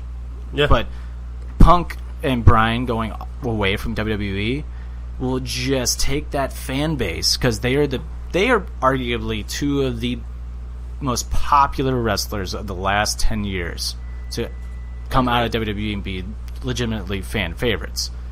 You take them, go to another company, that's like taking Scott Hall and Kevin Nash and they're going to WCW. Like I could see people dropping their WWE subscription and getting a New Japan subscription if they did. But no matter what, people are gonna watch. People are gonna watch everything when it comes to wrestling. Yeah. If you're a wrestling fan, you're gonna watch no matter what. It's a storytell. Yeah. So it's all stories. For that base. From that no matter what though, like wrestling. you know, if they're going to go to NBC Yep. or if they're going to go to Fox, like no matter what, even though they're not doing this over here, but they're going to do it over here, people are still going to watch that on a fan perspective. Exactly. Yes. But on a wrestler's perspective of mental, like, am I happy here? Do I like where my character's going? When they can have the freedom to do whatever they want and still make the money they're making in WWE now, of course you're gonna watch a different network or like NXT if it's more intense and it's more bloody and it's more this and more that of what you want. But at the same time, you're also going to go back to Raw because of the storytelling and what you want to see. Yeah. And what you want to experience and what you want to, view on top of what you're seeing at NXT and compare it to, everything else. You got that. But with the way that New Japan and Ring of Honor are growing right now, it's getting to a point where WWE is going to have... And you're still maybe 2 or 3 years out from this happening. They got to work their way up. If they continue this momentum that they're going through right now, WWE is going to have to change their programming. Otherwise, Japan is going to start killing them. Ring of Honor is going to start killing them. Ring of Honor has now assigned a deal. They have a date on hold with Madison Square Garden. WWE is the only wrestling company that has been at Madison Square Garden since the 70s. No other, not even WCW has been at Madison Square Garden. Out so fucking fast. But WWE can step in and say and block them, as they have blocked WCW several times from going to Madison Square Garden. WWE has blocked other things from going to Madison Square Garden because they have a contract in place that says that. However, Madison Square Garden right now is unhappy with WWE on them not booking nearly close to as many shows as they have been booking at the Barclays Center the last 4 years, because the Barclays Center is cheaper for rent. And when it comes to television rights and television shows, WWE, their booking rates for the television shows are like through the fucking roof, where WWE's like, why don't we just go to Barclays Center and save ourselves $2 million? Like, makes sense. Right. Madison Square Garden, however, is pissed about this, and they have agreed with Ring of Honor to hold a show in New York City, possibly WrestleMania weekend. Ring of Honor will be at Madison Square Garden maybe the same night as NXT TakeOver the night before WrestleMania. Oh, shit. If I'm a wrestling fan, I'm going to the show at Madison Square Garden, regardless of what is at NXT, because this is history for professional wrestling. This is history. Like, and you know that they're going to put on a great show. So WWE can block it. Here's the kicker: WWE may actually want to hold off on blocking anything right now because of their deal with Fox. Fox is paying them so much money right now that if WWE blocks any other wrestling competition right now, that wrestling competition plus the venue itself could sue WWE for some set large amount of dollars. WWE might want to think about avoiding that, as they just signed this huge deal. Stay out of as many lawsuits as possible until the show airs on Fox. Make your money. Yeah. This is what you got to do. And if I'm WWE, I would let them do that because it's competition. They need the competition. And I'm not saying they need to go back to the Attitude Era WCW competition. The thing is, though, with that, Vince McMahon, the McMahons have been running Madison Square Garden. With all honesty, you have the Rangers obviously going there, making that place like the Mega Center. For sure. If it wasn't for Bruno Sammartino and Hulk Hogan, Madison Square Garden would not be as big as it is today. Or the Click. Or the Click. Not even really, but... Did you say Clit? Click. The Click. No, just the one. The two I am the sweet Clit moment. Commander. So, you said Clit. I was like, what are you talking without about? without Bruno Sammartino and Hulk Hogan, that place would not be as popular as it is today. Even Madison Square Garden, that's why they give WWE the okay to block other shows. They're the only company in the world that goes to Madison Square Garden and has the okay to block another company from going there. That shows you how big professional wrestling is to Madison Square Garden. Yeah. But that could all change now, thanks to these new deals and coming up. And another thing that was brought up before we get into our next topic, Eric Bischoff brought up a great point.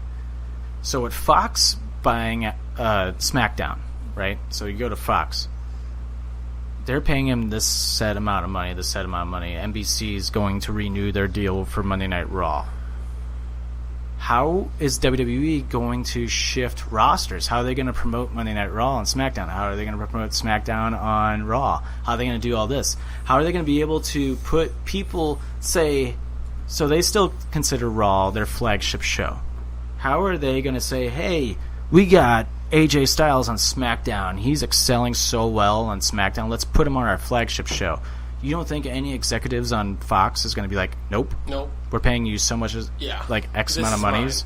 He's staying on SmackDown. Right. Well, so I think WWE's kind of booked himself in the corner, but at the same time, this could be a good thing. It gives us the adult show, SmackDown, and it gives Raw the family show, which I'm totally okay with. I would rather watch SmackDown anyways already. Right. Well, I just, for namesake, I would have switched who got the contract, because you can't have a show called Raw and have it be as fucking dry and stale as it is. Yeah, but I mean that's just nitpicking. Oh shit! But like, Raw is fun. Yeah, and and like you said, if I'm NBC, it's like, why wouldn't you want? Because we have Elias, and the WWE has screwed themselves so hard with looking at too many of the demographics they have.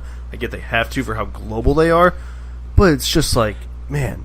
And I've talked about this before, how Kevin Nash just talked about how he's heard 7-8-year-olds walking around like, oh yeah, you piece of shit dick, but you know, shit we were saying when we were 7 or 8. It's Absolutely. Like, he's like, you're telling me, like, yeah, maybe they don't say it around their parents. It's like, I never did. But I was watching nobody did. But I was watching fucking WWF Raw when I was fucking 6-7 years old. I was waking up, sneaking out of my room to fucking watch it on a tiny 10-inch screen. Shit, I got sent to the principal's office for telling kids to suck it. I did because I was flipping people off because I didn't know what it meant. Exactly. Yeah. Actually, I'll never forget this. Or doing this. I used to walk around and tell people to just do that. I got offended when a kid told me to suck it like that. I was just doing it. In first grade, when I found out what the middle finger meant.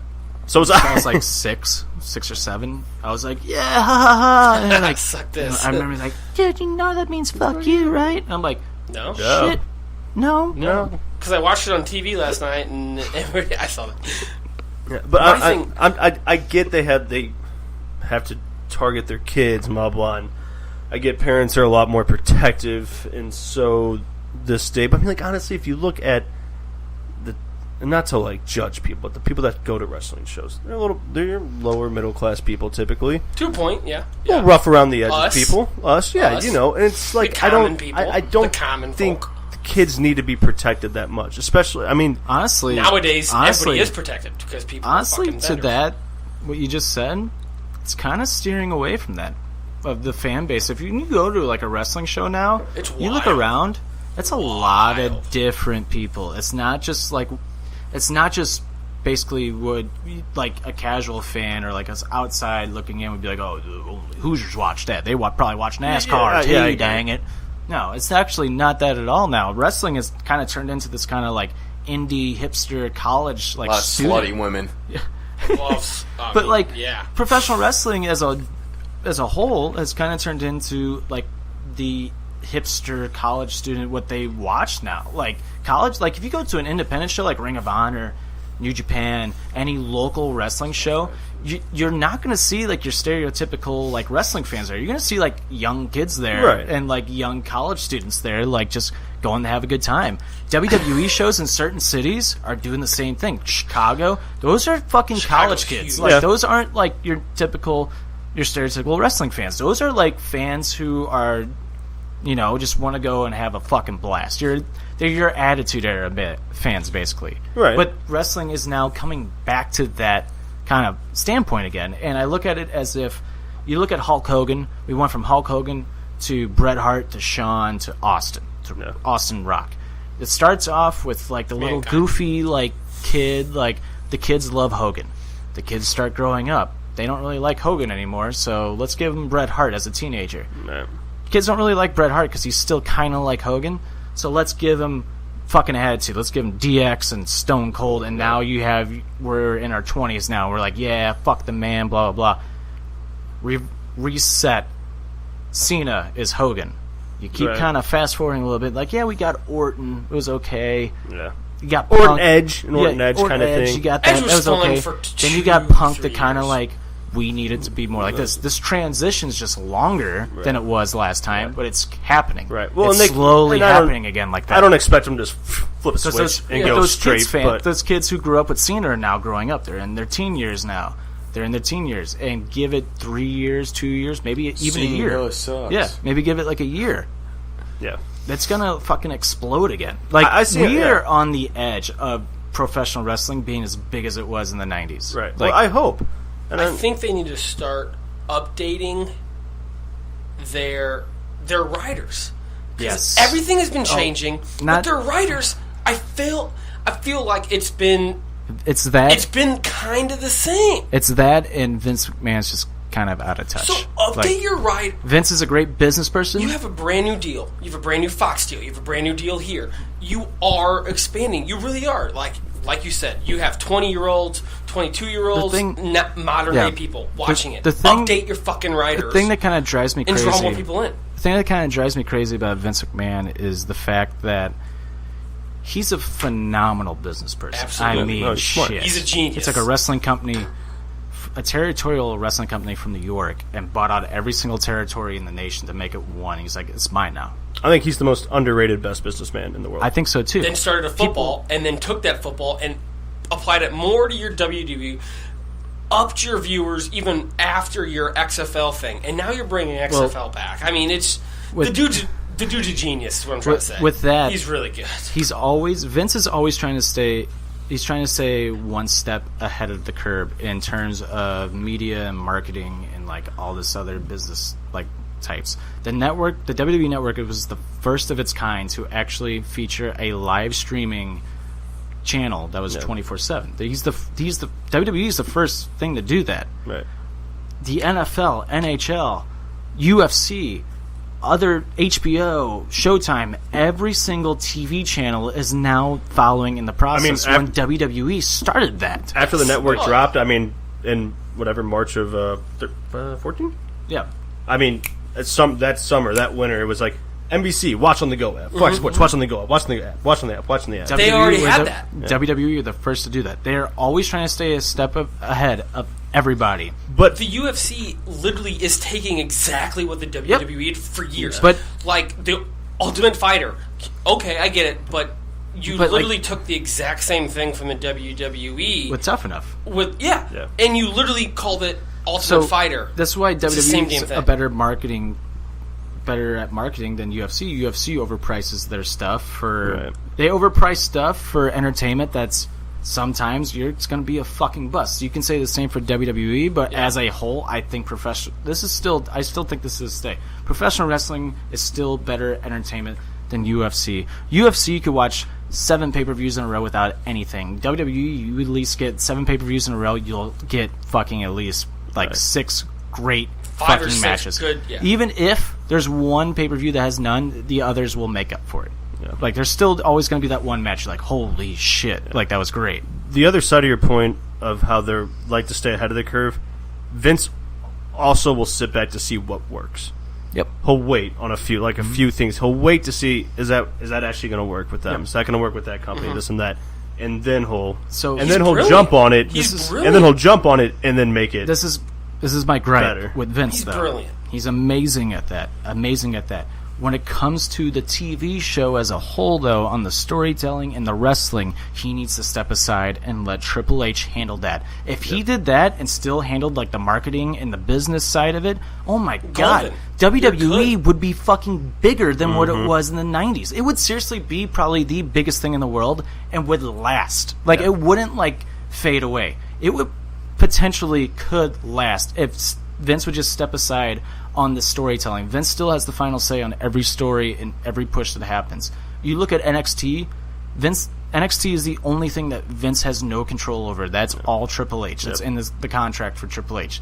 That he has sole control over creative direction and story writing. Triple H in NXT has been fucking incredible. Yeah. It's possibly even better than New Japan. Like, I don't get to watch it very much, but when I do come over here and you're like, hey Dan, watch this, I'm always like, fuck yeah, this is dope. And it's TV. It's not for kids. Like No. NXT is not family friendly, really. And like, it's at not all. rushed. It's Exactly. It's old school. It's slow built. It's a slow burn. Yeah, exactly. It's not a quick, The slow burn. kids But they can book. play It's the kids and they can play the adult. And they can still tie both of those in and make so much more money. So the thing I'm trying to say is, like, Vince needs to step aside on the creative differences of Raw and SmackDown and let Triple H take over. And I will say it till the day I die. I will put money down anywhere. You will never hear a bad thing about WWE if Triple H had full creative control over Raw and SmackDown. Yeah. At least for the next 10 years. Especially if you have Triple H, and then even if you throw a few other guys that would want to come back. Triple H has your been there. writing, open it up a little more. Triple H was a part of the greatest wrestling period ever. I wish they would hire, what it takes. and I know it's subjective to the best era, but I mean, the best written era, in my opinion, was the Attitude Era. Absolutely. If they somehow could pay the old, Imagine Christian to come. I mean, they won't do it. Oh, pay the old wrestlers. The old wrestlers. I thought you meant the writers. I'm like, no. No. Don't get Vince Russo Vince back in Russo, there. bro. No, but I'm saying, like, guys, like, if you just listen Pay to attention guys to me, bro. on their, like, Edge and Christian's podcast, and they talk stories in this, like, they're so... Oh, my God. Edge and Christian would be amazing bookers. Mick Foley would be amazing. A Stone Cold, like, obviously those guys aren't going to come back. This is what But there's even the lower card guys. You, like, God out of the blue, Rey Mysterio could fucking write a story. This is what baffles my mind is that, like, all of these wrestlers, all these podcasts, even Chris Jericho, like, all of them are like, I don't understand why they're doing this. I don't understand why this is being booked this way. I don't understand why, like, the matches wrestle this way. Why are they not giving them the time? And every single wrestler is saying this, and it's like, I almost want to say Vince is doing it just to spite them. Yeah. Like, it's almost, to me, it's like it's a game to him. Like, I'm still getting bigger while you guys are bitching, and I'm just like, ha ha ha. Yeah. Like, that's what it seems like to me. Yeah. It's like, why else would he not do it? While Triple H is actually listening to everybody and being like, blah, blah, blah. Like, Triple H even fucking texted Cody Rhodes after he won their ROH title and was like, congratulations. To me, that's fucking awesome. Yeah. He's watching. Said, congratulations. That's how I would want my boss to fucking treat me. Or old boss. But they're not. But Vince likes I'm just saying, employee. I would want somebody that acknowledges the fact that I'm doing a good job of what I'm doing. See, when Vince gets asked the question about Cody, wrestlers are coming over. Yeah. When Vince gets asked a question about old wrestlers that left, like a Punk or like Cody Rhodes, he like beats. He doesn't want to admit. No, he doesn't, because they're not in WWE. He's like, well, things happen. They want to go different, and sometimes things just like don't work here. And it's like, okay, yeah, but like just give the guy props. Like, hey, we're watching what he's doing. Or if something starts to get over, they kill it immediately. Yeah, like they're supposed to break up Rusev Day soon. It's like, he's the most over thing in wrestling right now. That'd be like telling The Rock, like, hey, stop raising an eyebrow. Yeah. That's so true. Quit telling people that you know what they're cooking. Can you cut back the millions? Yeah. Wait, millions? Breezango's over, but we're not going to put him on television? Yeah. Like, hey, what Stone the fuck? Cold, you can no longer say that you drink beer. You know who I'd love to see in the future? The fans really want to see Nakamura win the championship, and they'll probably buy more merchandise from him if he wins the title. But if we keep booking him like he's a fucking loser, kicking balls, let's just keep doing nut shots. Yeah, I is think that it's done fine. yet? Oh, is that ended? By the way, Roman Reigns is he's the ninth best seller in the company, but we're still going to push him like he's the top guy, even though Finn Balor's number one. Yeah, and Seth Rollins is probably up there. Yeah, Seth Rollins. I love Seth Rollins. I think Seth Rollins might be my favorite wrestler to watch top five right now. Merchandise sellers right now is Finn, AJ, Elias, New Day, and is up there? Rusev. Oh my God, yeah. And Rusev. Oh yeah.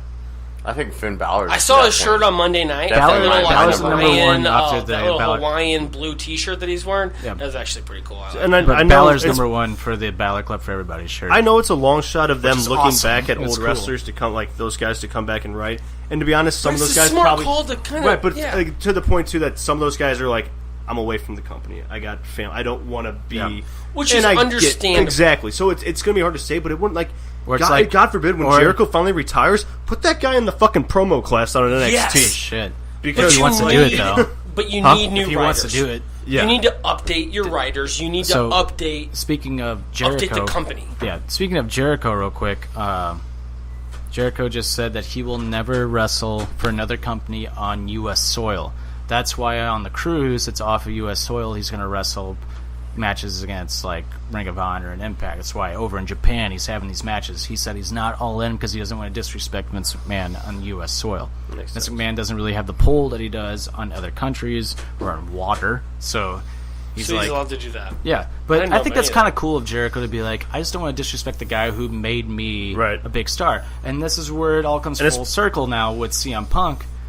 If it wasn't for WWE, nobody would give a flying fuck about CM Punk. Nope. And I think CM Punk needs to kind of grow up in a way. I understand where he's coming from. I agree with him on a bunch of other shit. Yeah, this is bad, this is bad, this is bad. But if Punk came back now, can you imagine the merchandise sales, the pop? Like, he would be over. Where you come from. Know where you come from.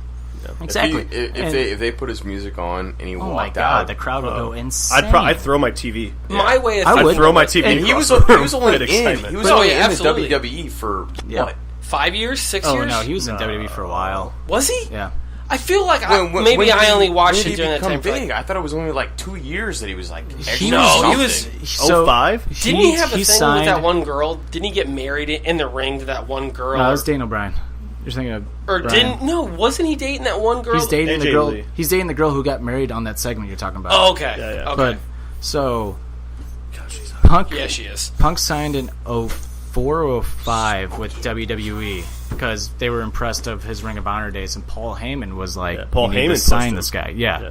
Paul Heyman like went to bat for him. Like they were almost gonna release. They were almost gonna fire Punk at one point, but Heyman's like, if that's going to be the biggest mistake you ever made if you fire Punk. Like, Paul Heyman got so fully behind Punk, he, like, stopped thinking about all the other wrestlers that were there. He's like, push the fuck out of the Punk. CM Punk, I think it's the CM Punk documentary. Maybe that and talks about it, and then Paul Heyman one talks about it too. I haven't seen that one. Oh, you got to watch both of them. Paul Heyman, also, by the way, genius. Oh, without a doubt. Absolutely. So, Punk gets kind of put. So, Punk debuts in 06, gets kind of pushed, becomes ECW champ. Wins the world title a couple times, but it wasn't really big. It wasn't until 2011 is when he, like, exploded. So in 2011... but in 2011 is when CM Punk had the infamous pipe bomb. Stout. I'm listening. He wants a piece of pizza. No, I was just... Stop, you're my co-host. I need at least somebody to play off when the other two aren't paying attention. I was paying attention to you. So in 2011, Jesus Christ, I'm leaving this in just so everybody knows what big pieces of shit I work with. I'm like, I can multitask. So ADD, fuck. 2011. What about it? Is when the infamous pipe bomb. I just went through a full fucking history of CM Punk. I heard they signed him to the Paul Heyman thing. Now, the pipe bomb. How many times did he win the world title? He's won it 4. All together, or what I was talking about? Well, you didn't Idiot. clarify So the anyway, question. 2011 infamous pipe bomb. That's when he got fucking massive. That's when he was outselling Cena in merchandise sales. He matched Cena, and like all this shit started happening. They turned him heel in 2012 at the show that we went to, the Raw 1000. They turned him heel at Raw 1000, which made no sense, and Punk did not want to do it. He's like, I'm going to lose my T-shirt sales because the little kid's not going to want to buy T-shirts from me now. So I understand like where he's coming from. Then since from there he got frustrated. So it was 2011 till 2014 is when he left the company. That's the years that he was huge. Those are the years that he was like really popular. 2009 wasn't bad. Yeah, but they're nowhere near the levels of... No. Punk didn't become a household name, basically, until 2011. Right. CM Punk became a household name, like, in 2011. Like, you talk about wrestling, and you talk about the generations, and you tell people these years, people are going to be like, Punk? Yeah. They're going to be like, that guy Punk? Was 2009... He was everywhere. He was on Sports Illustrated, he was on ESPN, because they thought the whole thing was real. We graduated that year. What year was the... where you had, like, the religious type group? It was the year before. So 9-10? It was 9-10, yeah. Okay, see, that's the year I was thinking of where it was like, he was doing good and then they fucking cut him off. Mm-hmm. So basically, yeah.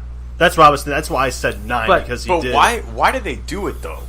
In the aspect where did the company think that that's my point. This is the point that I was getting at. Did they think that, hey, we don't think that you're really going to progress or anything, and is it McMahon's fault or is it 100% McMahon's? It's all him. Yeah. So this is the point that I was kind of getting at. It's like when they have these over guys that are so fucking big and they want to do like so much. Even Punk was like, I think it's really dumb for me to lose the title to Rock. At least let me lose the title to Rock and let me go into a main event of WrestleMania. So even though he's so big, McMahon wants to bring him down so that he thinks that it'll play like sort of a reverse psychology type aspect so that the fans get back into him, but it turned the wrong way.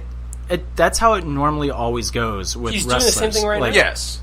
So that's normally how it always goes with wrestlers, where like Vince thinks, because it works so well with Daniel Bryan now, that like the fans got so behind Bryan. The reason why, the real reason why the fans got so behind Bryan he also got hurt too. No, but it wasn't that. This is before he got hurt. Okay. So Bryan became the biggest wrestler in wrestling because of the Yes Chants. Like the Yes Chants were so over, blah blah blah. So that moves on, that progresses. Yes. Bryan would win the title, get Money in the Bank cashed in on him 2 minutes after he won the title. He wins the title again like a month later, but then gets stripped of it because he cheated the night before. So it's like, my God, just let the guy have the title.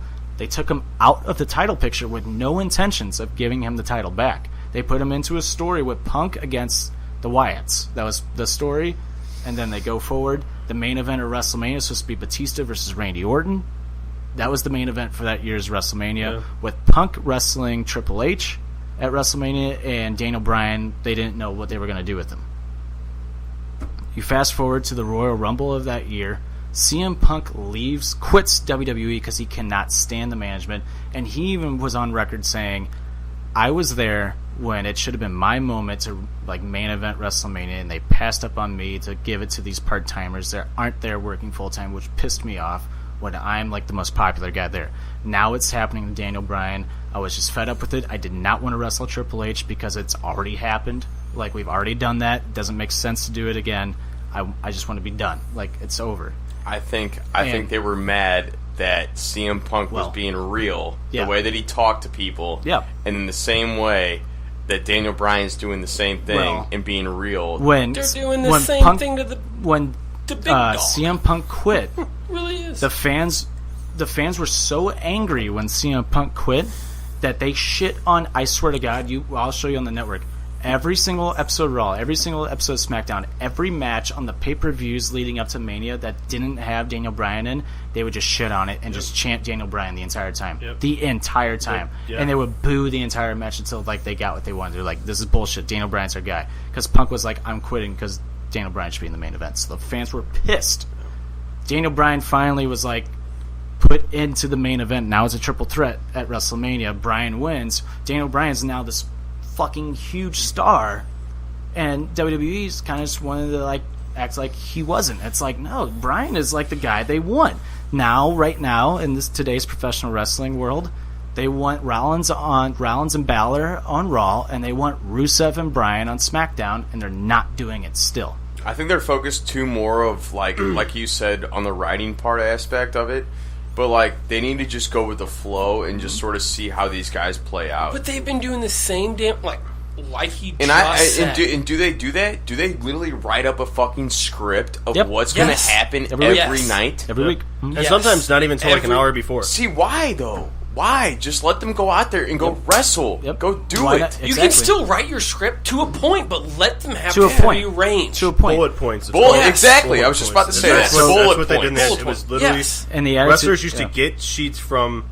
I forget who... Oh, fuck. Who... Yeah, but I remember who's going to win, this is what's going to happen, just do it. The writer would give him a script, he'd take it, crumble it up, and throw it. Yes. Yeah. And he'd go talk to the other wrestler and be like, what are you thinking? Yeah. And then all of a sudden, How are we gonna work this in? the fans are like, wait. Was that fucking written or what the fuck's going on? Majority of Stone Cold's, Triple H's, all and The Rock's promos were just all like ad-libbed. Those were the three, and it's like, gee, maybe you should just let this happen. And New Japan Pro Wrestling, everything that they say, the wrestlers come up with. Like if it's scripted and over there, like for promo wise, the wrestlers write it. Why are you not letting the wrestlers best write way it to in do it. Japan? So And they have the talent here to do that. Like, they have smart a enough. whole roster like full of Canadians. talent. They have Same so shit. much talent. Let them write the stories themselves. Let Yep. them see what the fans like. The other thing is, and they have the most talent I've ever seen. It's like a full roster. Yeah, they have WWE's so roster much right now. top to talent, bottom, it's top the to best. bottom. It's one of the best. Back then, you only maybe had 4, 5, and 6, maybe. Yeah, They have a whole roster. They have two full rosters. even the of low full card talent. right now are fucking Full, talented wrestlers. full of talent. so the other thing is, Let 'em go. like with Vince McMahon does have a mold of the wrestler that he loves.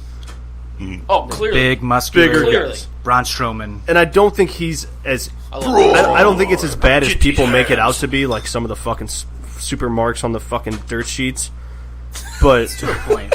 it is. It's to a point. But he's like, that's why like guys like Punk and Brendan, like, because it didn't fit the mold. People are like, we've seen the big guys do, and like it's nothing against. Like I That's love what- Randy Orton. That's I love what Stone Batista. Cold always says. Like, But I didn't it's fit like- the mold, and I came in, I whooped up. But like you're telling me Daniel on Bryan it. you're telling me CM Punk couldn't tell a story with Dave Batista or with Randy Orton? Yeah. Fuck They you absolutely can't. It's could. the fucking the what's that biblical story with the big guy and the small David versus guy? Goliath. The David Goliath thing. Like the story can be told, Yeah, and Vince was and- like so against. Like no, it's like he almost wanted to keep like And then- that Eddie Guerrero middle. It's a Yeah. control and then, thing and then for you him. see this match from about a month or two ago with Finn Balor versus Braun Strowman, and that match was fucking phenomenal. That was I'm a like, good this one. is proof Yeah. right here. If you tell the story correctly, like how those two did in the ring, you can tell a David versus Goliath story anytime.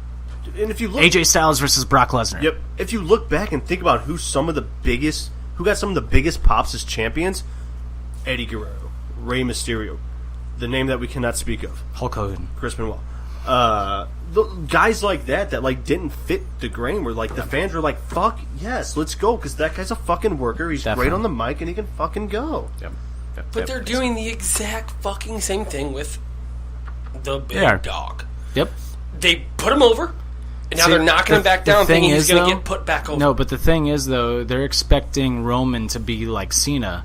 But it the can't difference, happen. no, but the difference is here. This is the difference.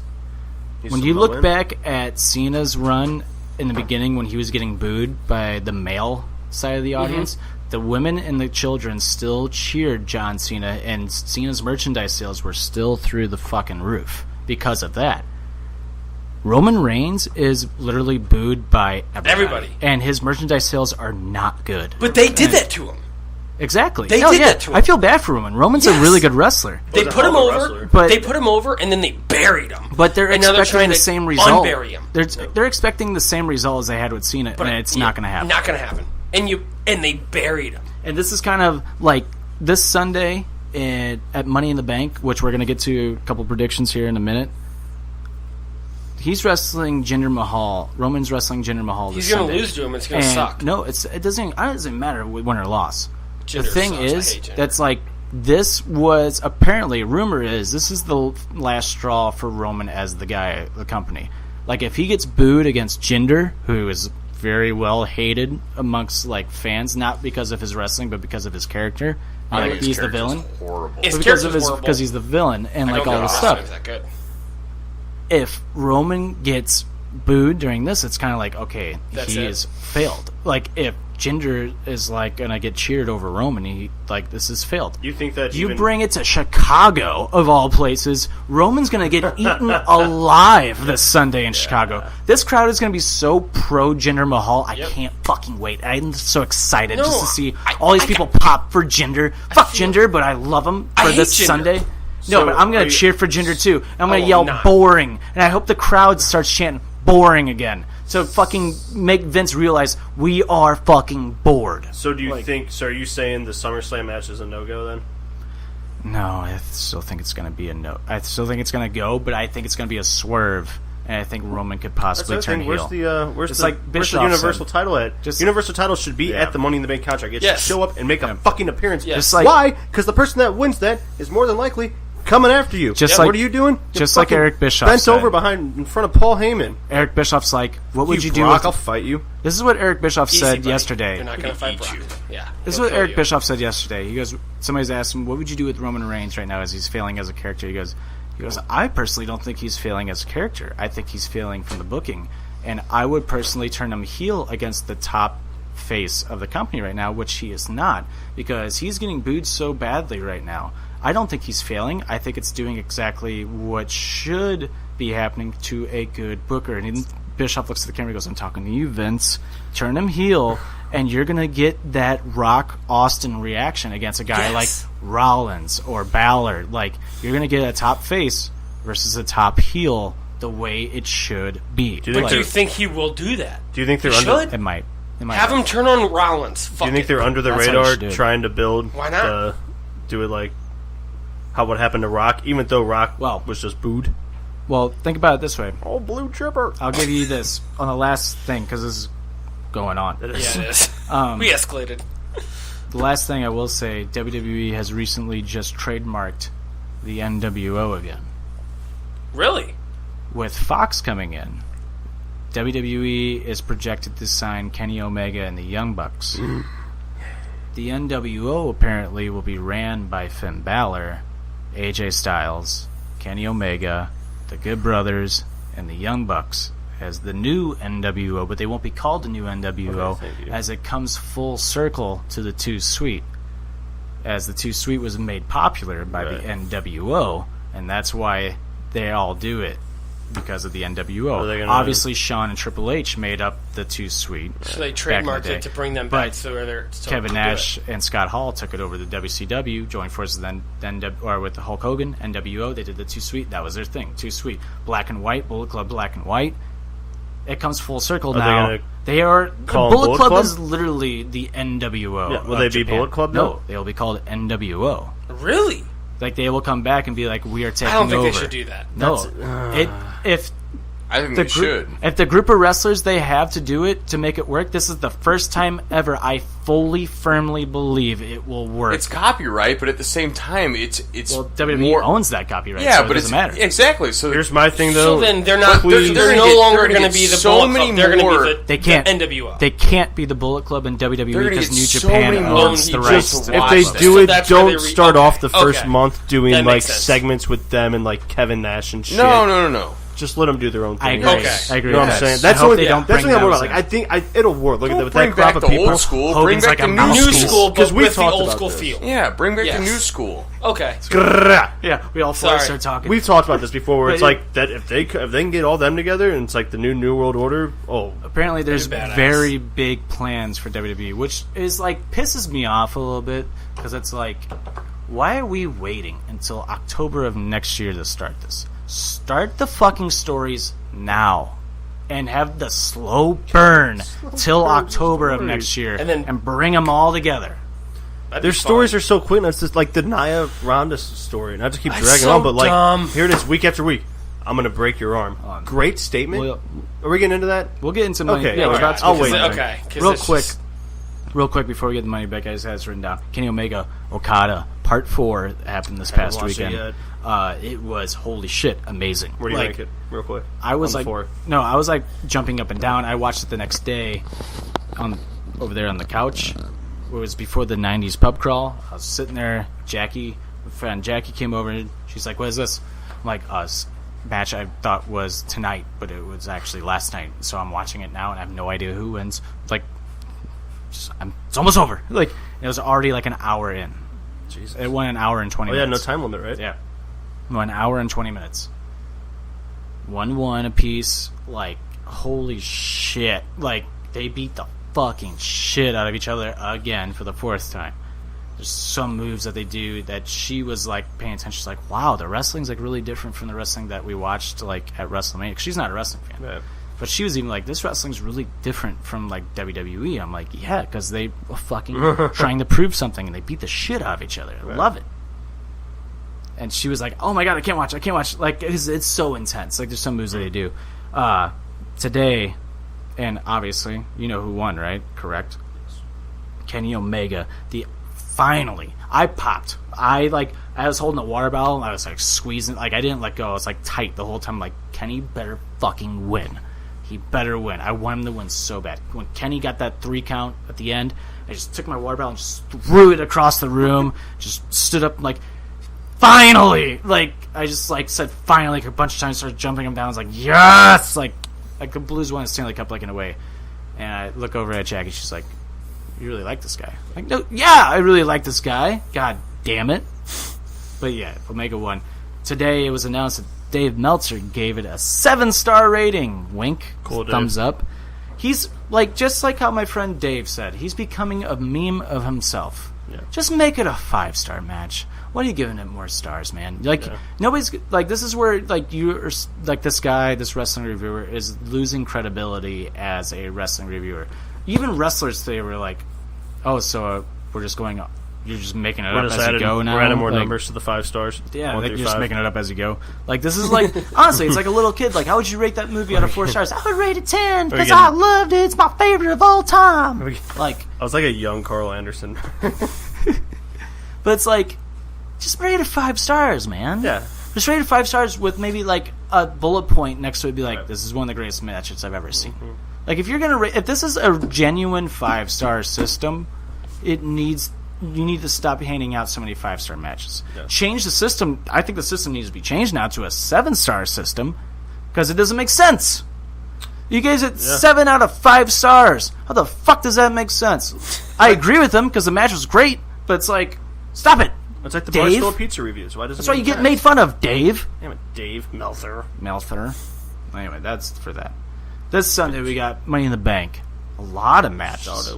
There's so many matches. Let's start with what you wanted to start talking about. Raw Women's Money in the Bank. Raw Women's Championship match. Nia Trash versus Ronda Rousey. Don't talk about Nia. I fucking cannot stand Nia. And, she reverted back to how bad she was. Yeah. Leading up to Mania, she was okay. Story made sense. She was decent. On the mic, she was decent at wrestling. She has reverted back, and I cannot.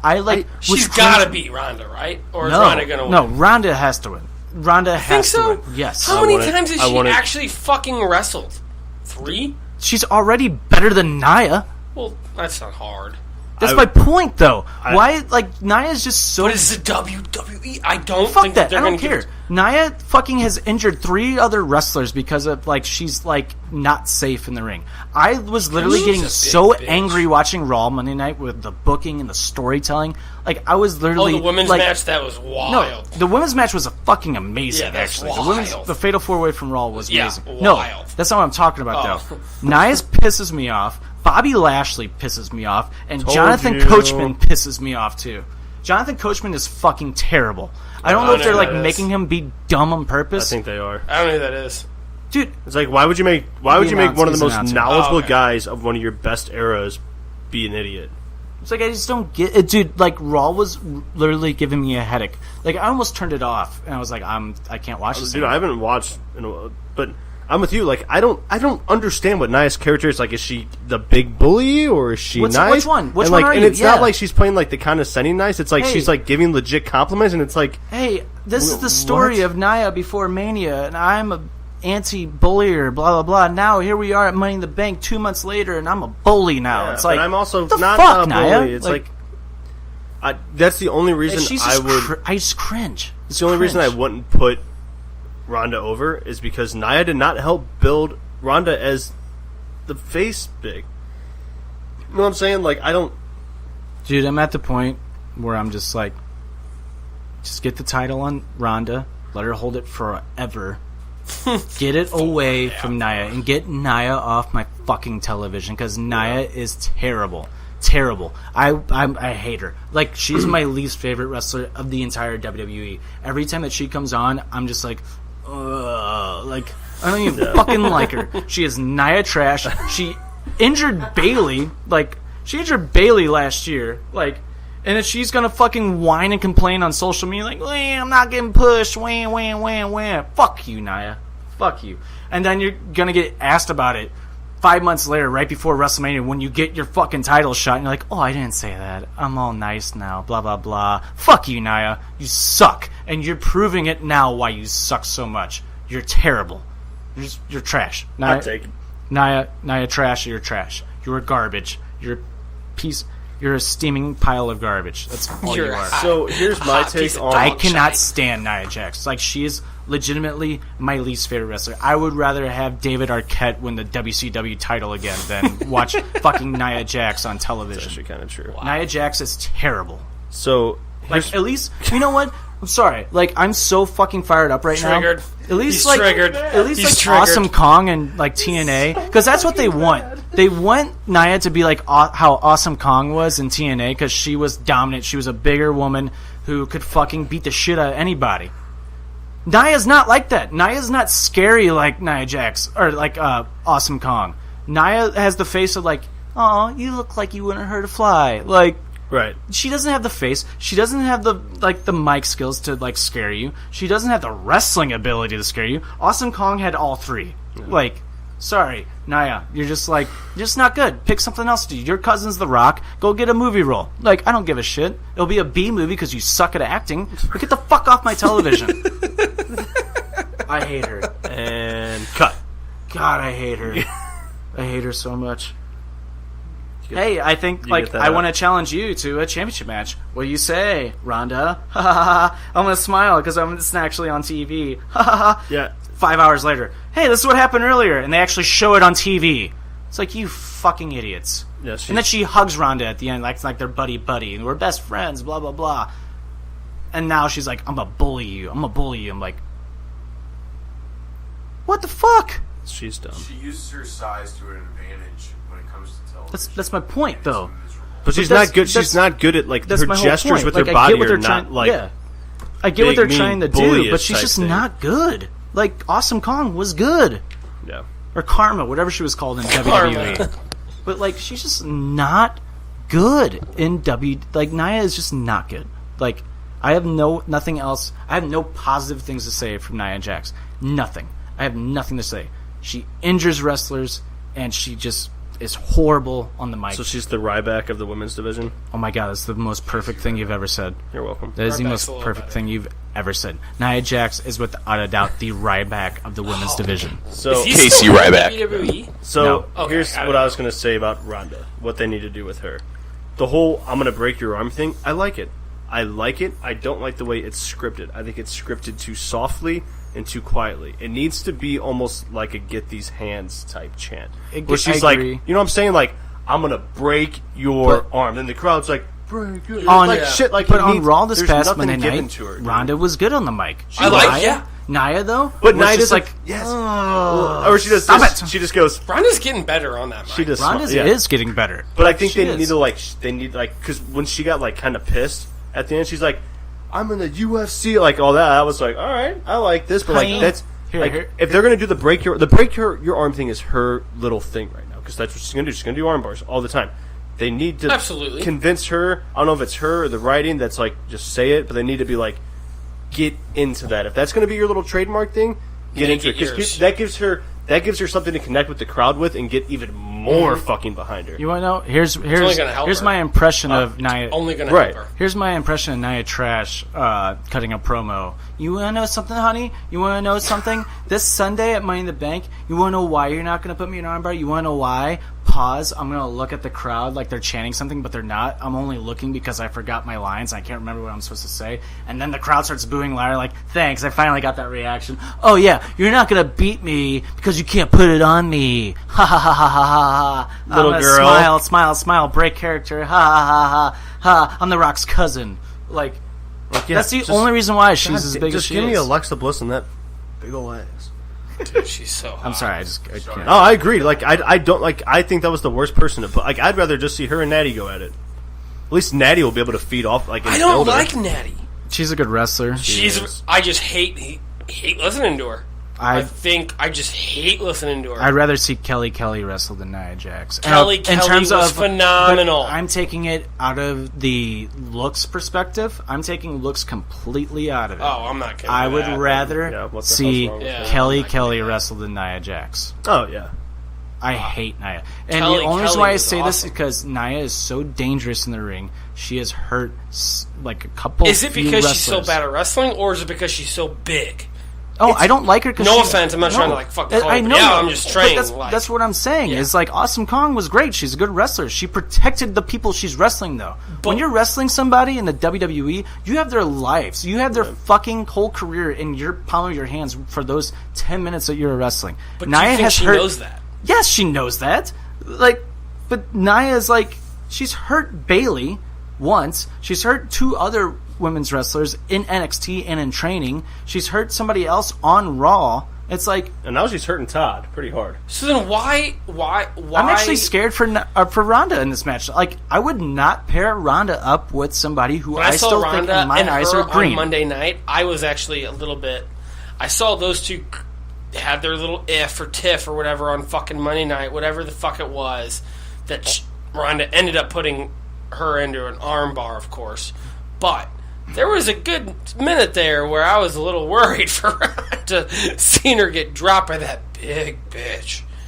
Yeah, well, she's not.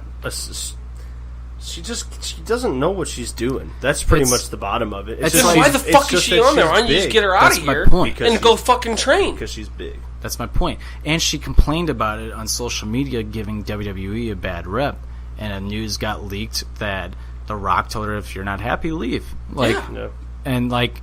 People were freaking out about it to the point where, hold on. But like the women were like, people were freaking out about that when when Nia was like throwing a fucking temper tantrum on social media for the end of last year, and then she got this giant push out of it. It's like, why are we rewarding her? Like, it's the only reason why she's getting this push is because she fucking threw a fit about it. Yeah. She's not good. But what company can you...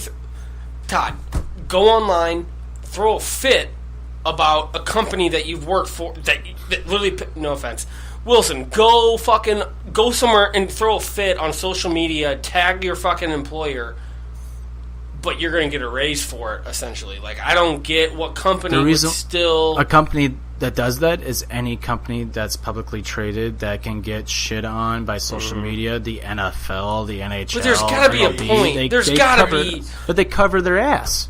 And they can cover their ass. Nia was making it seem like it's a thing like they don't care about the women on this show. That's what she fucking was doing. Dude, the women's division is booming. To her advantage is what she was doing. But the women's using the company to her advantage is what she was doing. Put up the fucking headset if you're going to talk. The women's division, though, on both Raw and Tuesday nights, SmackDown, the Iconics I come just in want to let you ball. know we're saving your story for another time. Oh, yeah. Absolutely we are.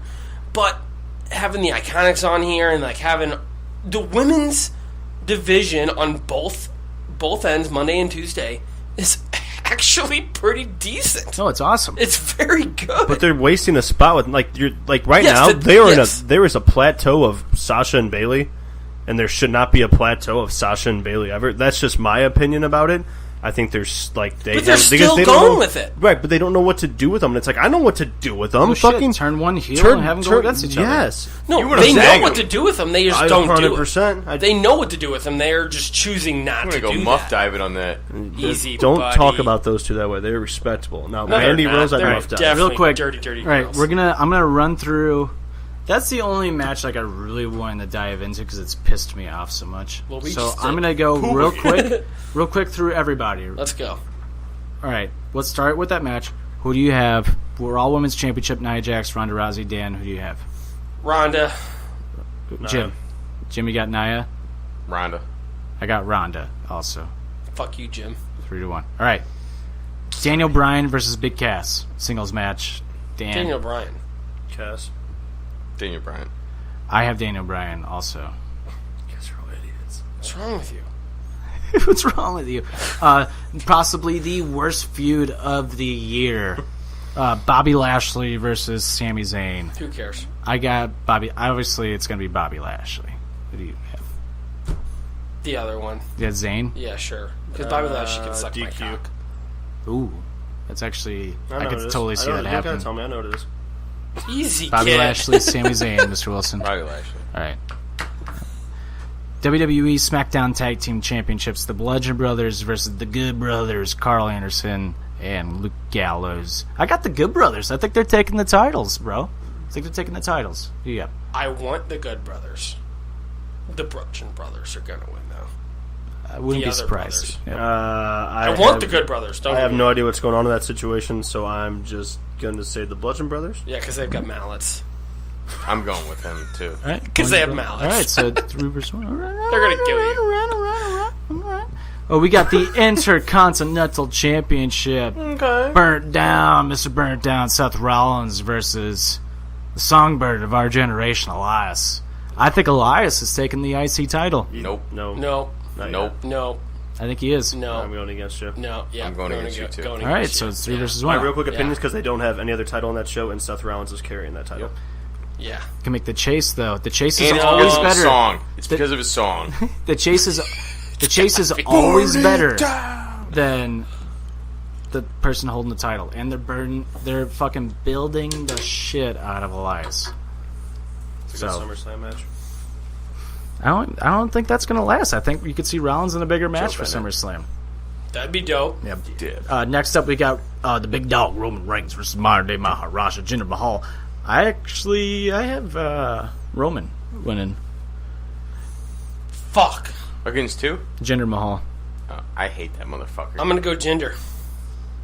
I have the WWE Universe winning this one. Yeah, no shit.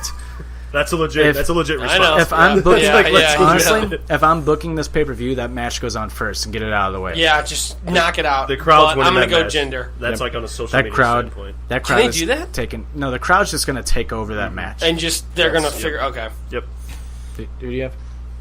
Roman. That's what I have too. I like my answer the best. SmackDown Women's Championship: Carmella versus Asuka. I have Carmella with a certain somebody returning to WWE this Sunday night to help her out. Wait, time out. You know more than we do. That's not fair.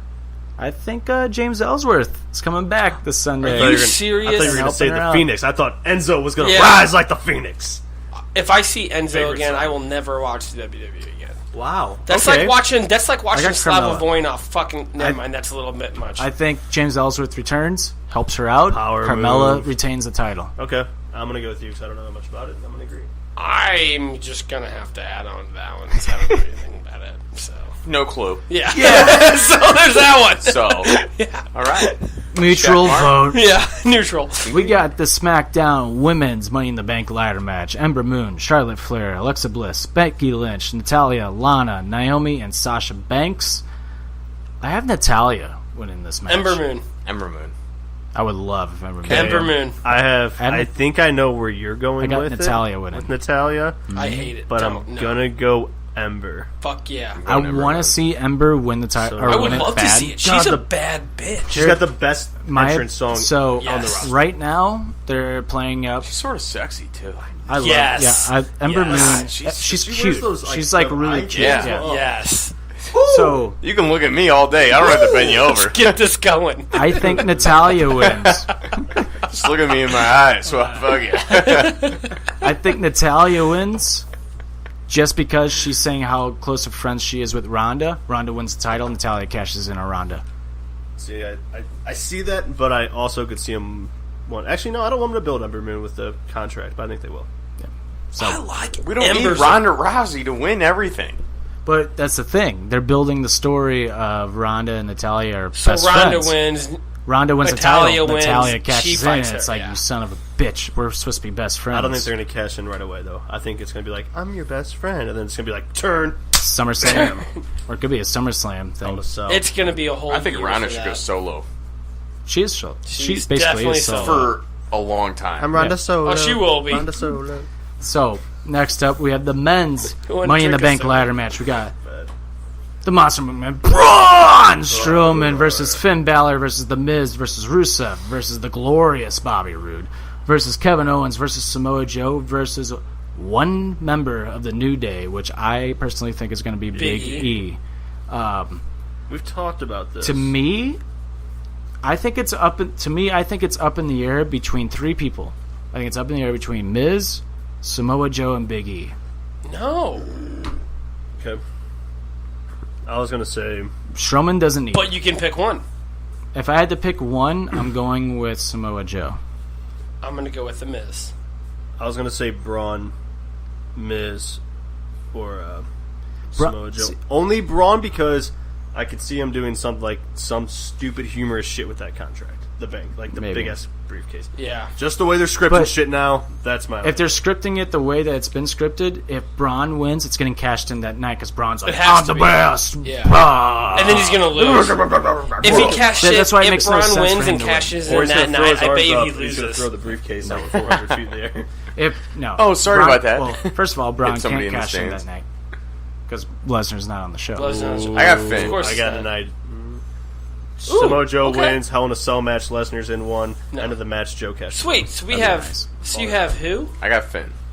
You have Finn? You have Finn. I would love that. I have Miz. You have Braun. Oh, I'm gonna go With Samoa. the Samoa booking- Joe's my top. The booking for this show, I think they want you to suspect that Miz or Joe is going to win the match, in my opinion. Like, they're pushing Strowman way too hard for you Way to too hard. Like, Oh, no, way too Strowman's hard not gonna win. for you to feel There's like he's no going to way. win. Like, I think it's between the three that I said. I will not be surprised, but I will fucking pop my ass off if Big E wins this match. Oh yeah, If Big E wins, that'd be huge. That would break up the New no. Day, right? Apparently, there's a rumor that if Big E wins, all three of them will have the contract, and all three of them cash in. And if one of them wins the title, all three of them are champions.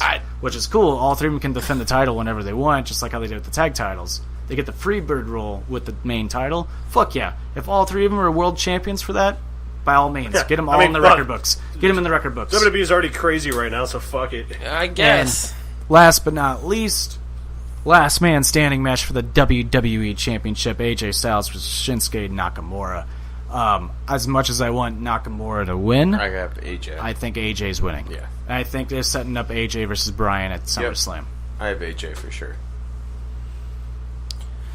Because they're I want teasing, Nakamura to they're win, teasing Naka and Jeff Hardy having a match. They had a good match last. They did. Yeah. Yep. Is Naka Yesterday, gonna right? stay heel? No, 2 days ago. Yes. Yeah, they had a good then match. AJ. If they keep Naka heel, AJ. I want Naka to win the title so goddamn badly. It'd Unless be awesome. Naka will, wins and drops the eventually. title at the next month, like pay-per-view, does a quick drop, I'm all for it. I'm just saying, if he loses and they turn him face, I'm fucking burning shit down to the headquarters of WWE. I'm going to say Naka just because I want him to, but I feel like you guys are 100% right on this, and it's not going to be Naka. All right. Stout, we promised people last week, top 10 Money in the Bank cash-ins. Run through 5, and then we'll go one by one on the last 5. Go ahead. This is our top 10 Money in the Bank cash-ins of all time in WWE history. My number 10 is Sheamus winning because that year was a clusterfuck and it was just funny to see Roman lose. That's like the most honest opinion. The crowd didn't even pop when he cashed in either. They're like, oh, yay, Sheamus I was is happy here. to just see the title off Roman. Or whatever. 9, I got Carmella, the women's match, just because it was the first women's match and it was actually pretty good. It was a good cash-in. Number 8, got Rob Van Dam cashing in on John Cena. Number 7, CM Punk 2008 on Edge. 6, Randy Orton SummerSlam 2013. All right, those are your 5? Yep. All right. You got Randy Orton 2013 at 6? All right. We can hear that on your mic because you're holding it. What? We can hear like when you're holding it. Oh, sorry. I was caressing my I know. mic. You and Dan were both doing that tonight, like, or not tonight, but I mean, you just did. Dan was like doing going, it bad. But so, All right, go through your. my number 10 is Carmella, SmackDown this past year, 2018, against Charlotte, because, you know, first ever women's thing. It was fun. It was cool. Crowd won. popped. Let's go. She won 2 of them. Number 9, I got CM Punk at Extreme Rules 2009 when he cashed in on Jeff Hardy. After Jeff Hardy just won the ladder match or TLC match against Edge. I have that there. Got that down there. Okay. Yep, that's the only one I have of CM Punk.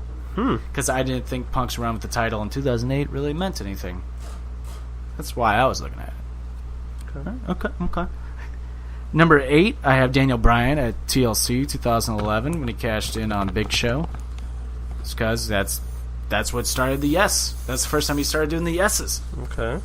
Number 7, I have The Miz against Randy Orton when Miz cashed in of Raw 2010 against Orton, and then you got that little girl with the mean stare like that motherfucker. Yeah. That was a shitty run, though, wasn't it? It was a shitty run, but at the same time, like, it worked, though. Okay, that's why I didn't put it on because of that reason. Okay. And at number 6, I wanted to rank this one higher, but I love the other ones more. Dean Ambrose cashing in 2 years ago when Roman was champ, Rollins won the match, and then Dean cashes in. All 3 members of the Shield held the WWE Championship in one night. I think that's fucking cool. That was the way they booked that. Fuck, man. I remember that. That was pretty cool. That one. That was pretty cool. I think that's fucking cool. Shit. Yeah. Ambrose cashing in was awesome, too, because that crowd went fucking insane. Damn it. How did I miss that? All right, what's your number 5? I got Daniel Bryan at TLC. Daniel Bryan. Because the Yes Movement and all that shit. Obviously. What's your 5? My number 5 is Rob Van Dam, Extreme Rules. Ooh. That's my number 5 just because that was the first one of, like, I'm a good guy. I'm going to cash in at this date, just so you know. I'm booking it for here. I'm not going to cheap shot you. Like, I'm going to cash in here, and that match was awesome. And that I'm from environment. Battle Creek, Michigan, John. I don't know what you want from me, bro. Yeah, man. Like, I'm going to get suspended after I win the championship for smoking too much weed, but whatever. Right, Paul? Oh, Paul's not here. Wait, but whatever, right? Stahl. Mark Stahl. Wait, whatever, Eric right? Stahl. Jordan Stahl. Hey, when you're RVD, everything's cool. Whatever. At 4, That's my microphone. I got Ziggler cashing in after WrestleMania 29. That's at number 4 for you? Yeah. I thought that would be higher for you. My number 4... I thought you had one higher, but you couldn't. My number 4 is Randy Orton, SummerSlam 2013 on Daniel Bryan. That one was just like, do it. Like, I was rooting for Bryan, but like, I'm just like, just fucking do it. Like, let's get like this old school like feel back. Let's turn Triple H, because Triple H was face. So I'm like, Triple H, please turn. And he turned. I'm like, yes, we got heel Triple H back.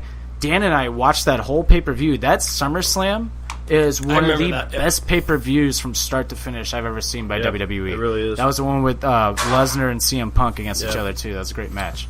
All right, my number 3. Yep. I got 2009 CM Punk on Jeff Hardy because I didn't think he was going to win after Hardy kicked out. Yeah. And because I thought that started CM Punk's good run, and then they fucking shut it down.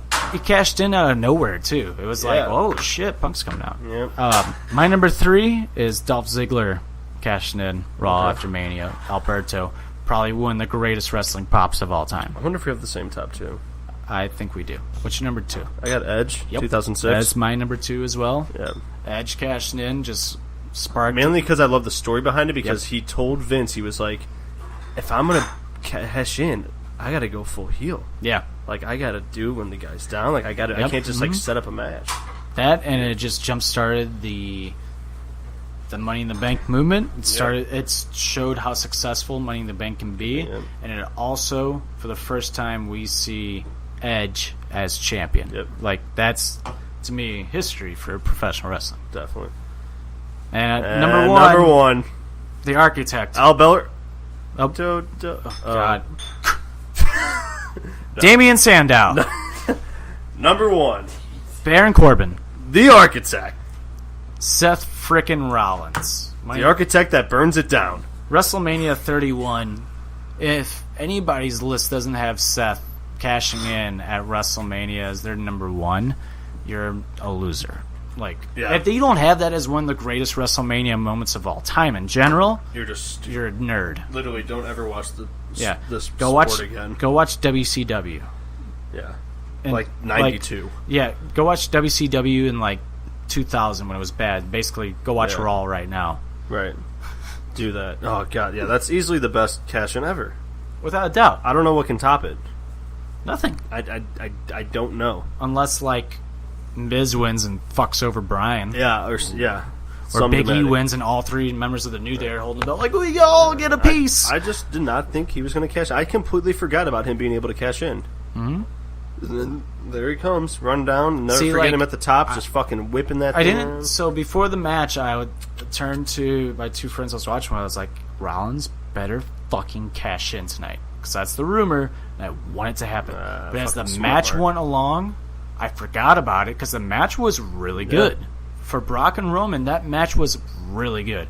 Possibly the best match Roman's ever had. Yeah. And then when Rollins' music came, I'm like, oh my god, I forgot it's happening. It's fucking happening. And, oh my god. He runs down, he sits in the ring, he's like... Fucking, the belt swing over his head, man. That's one of the coolest fucking celebrations ever. So yeah. Money in the Bank this weekend. I'm actually stoked for it. Pretty good.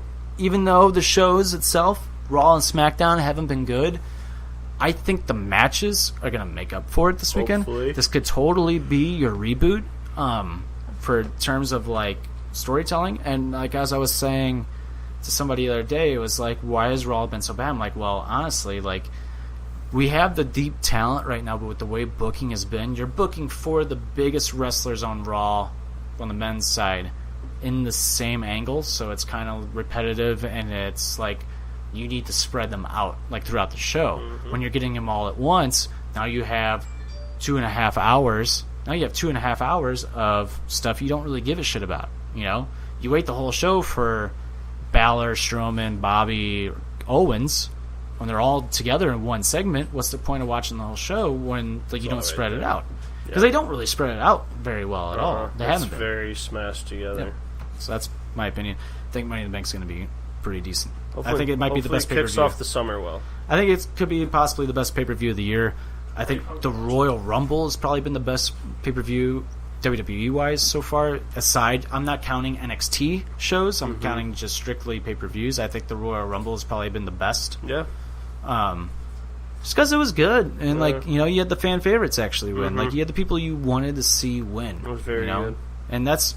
Sometimes in wrestling, you need that. You need that predictability. You need that sometimes. Yeah. But yeah, that's what we got. Next week, Dan, we were going to have you tell a story, but we're already 2 hours. We're 2 hours and 14 minutes in. This is a long episode. There's always next time.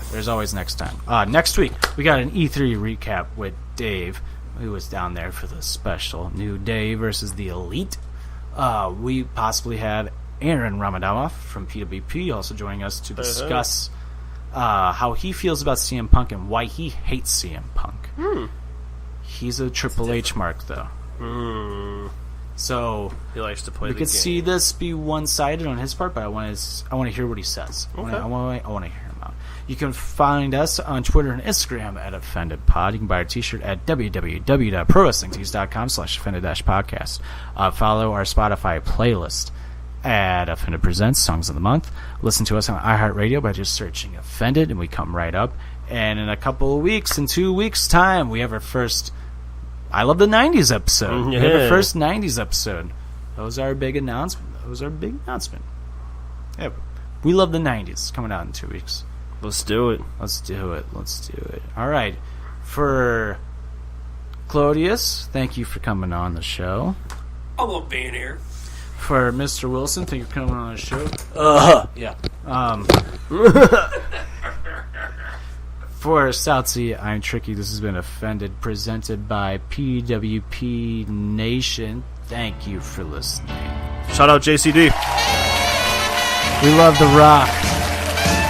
Trying to smell what you're cooking, JCD. Woo! One eyebrow for you. Good night! Have a skyscrapers for you. Hey, real quick, get drunk this weekend. Get really drunk. Very drunk. I'm gonna get drunk. Are you gonna get drunk? I think I'm taking a rest. Naked Lady has a bachelorette party. Dan and I have a golf tournament. I'm gonna get fucking drunk. Oh. I don't get to play in the golf tournament. We're gonna fuck this. I'm out. I quit again. I fucking quit. No, you don't. We're gonna go. That's all I have in life. Kayfabe died. We're gonna go on a bender like a Ovechkin in the ocean.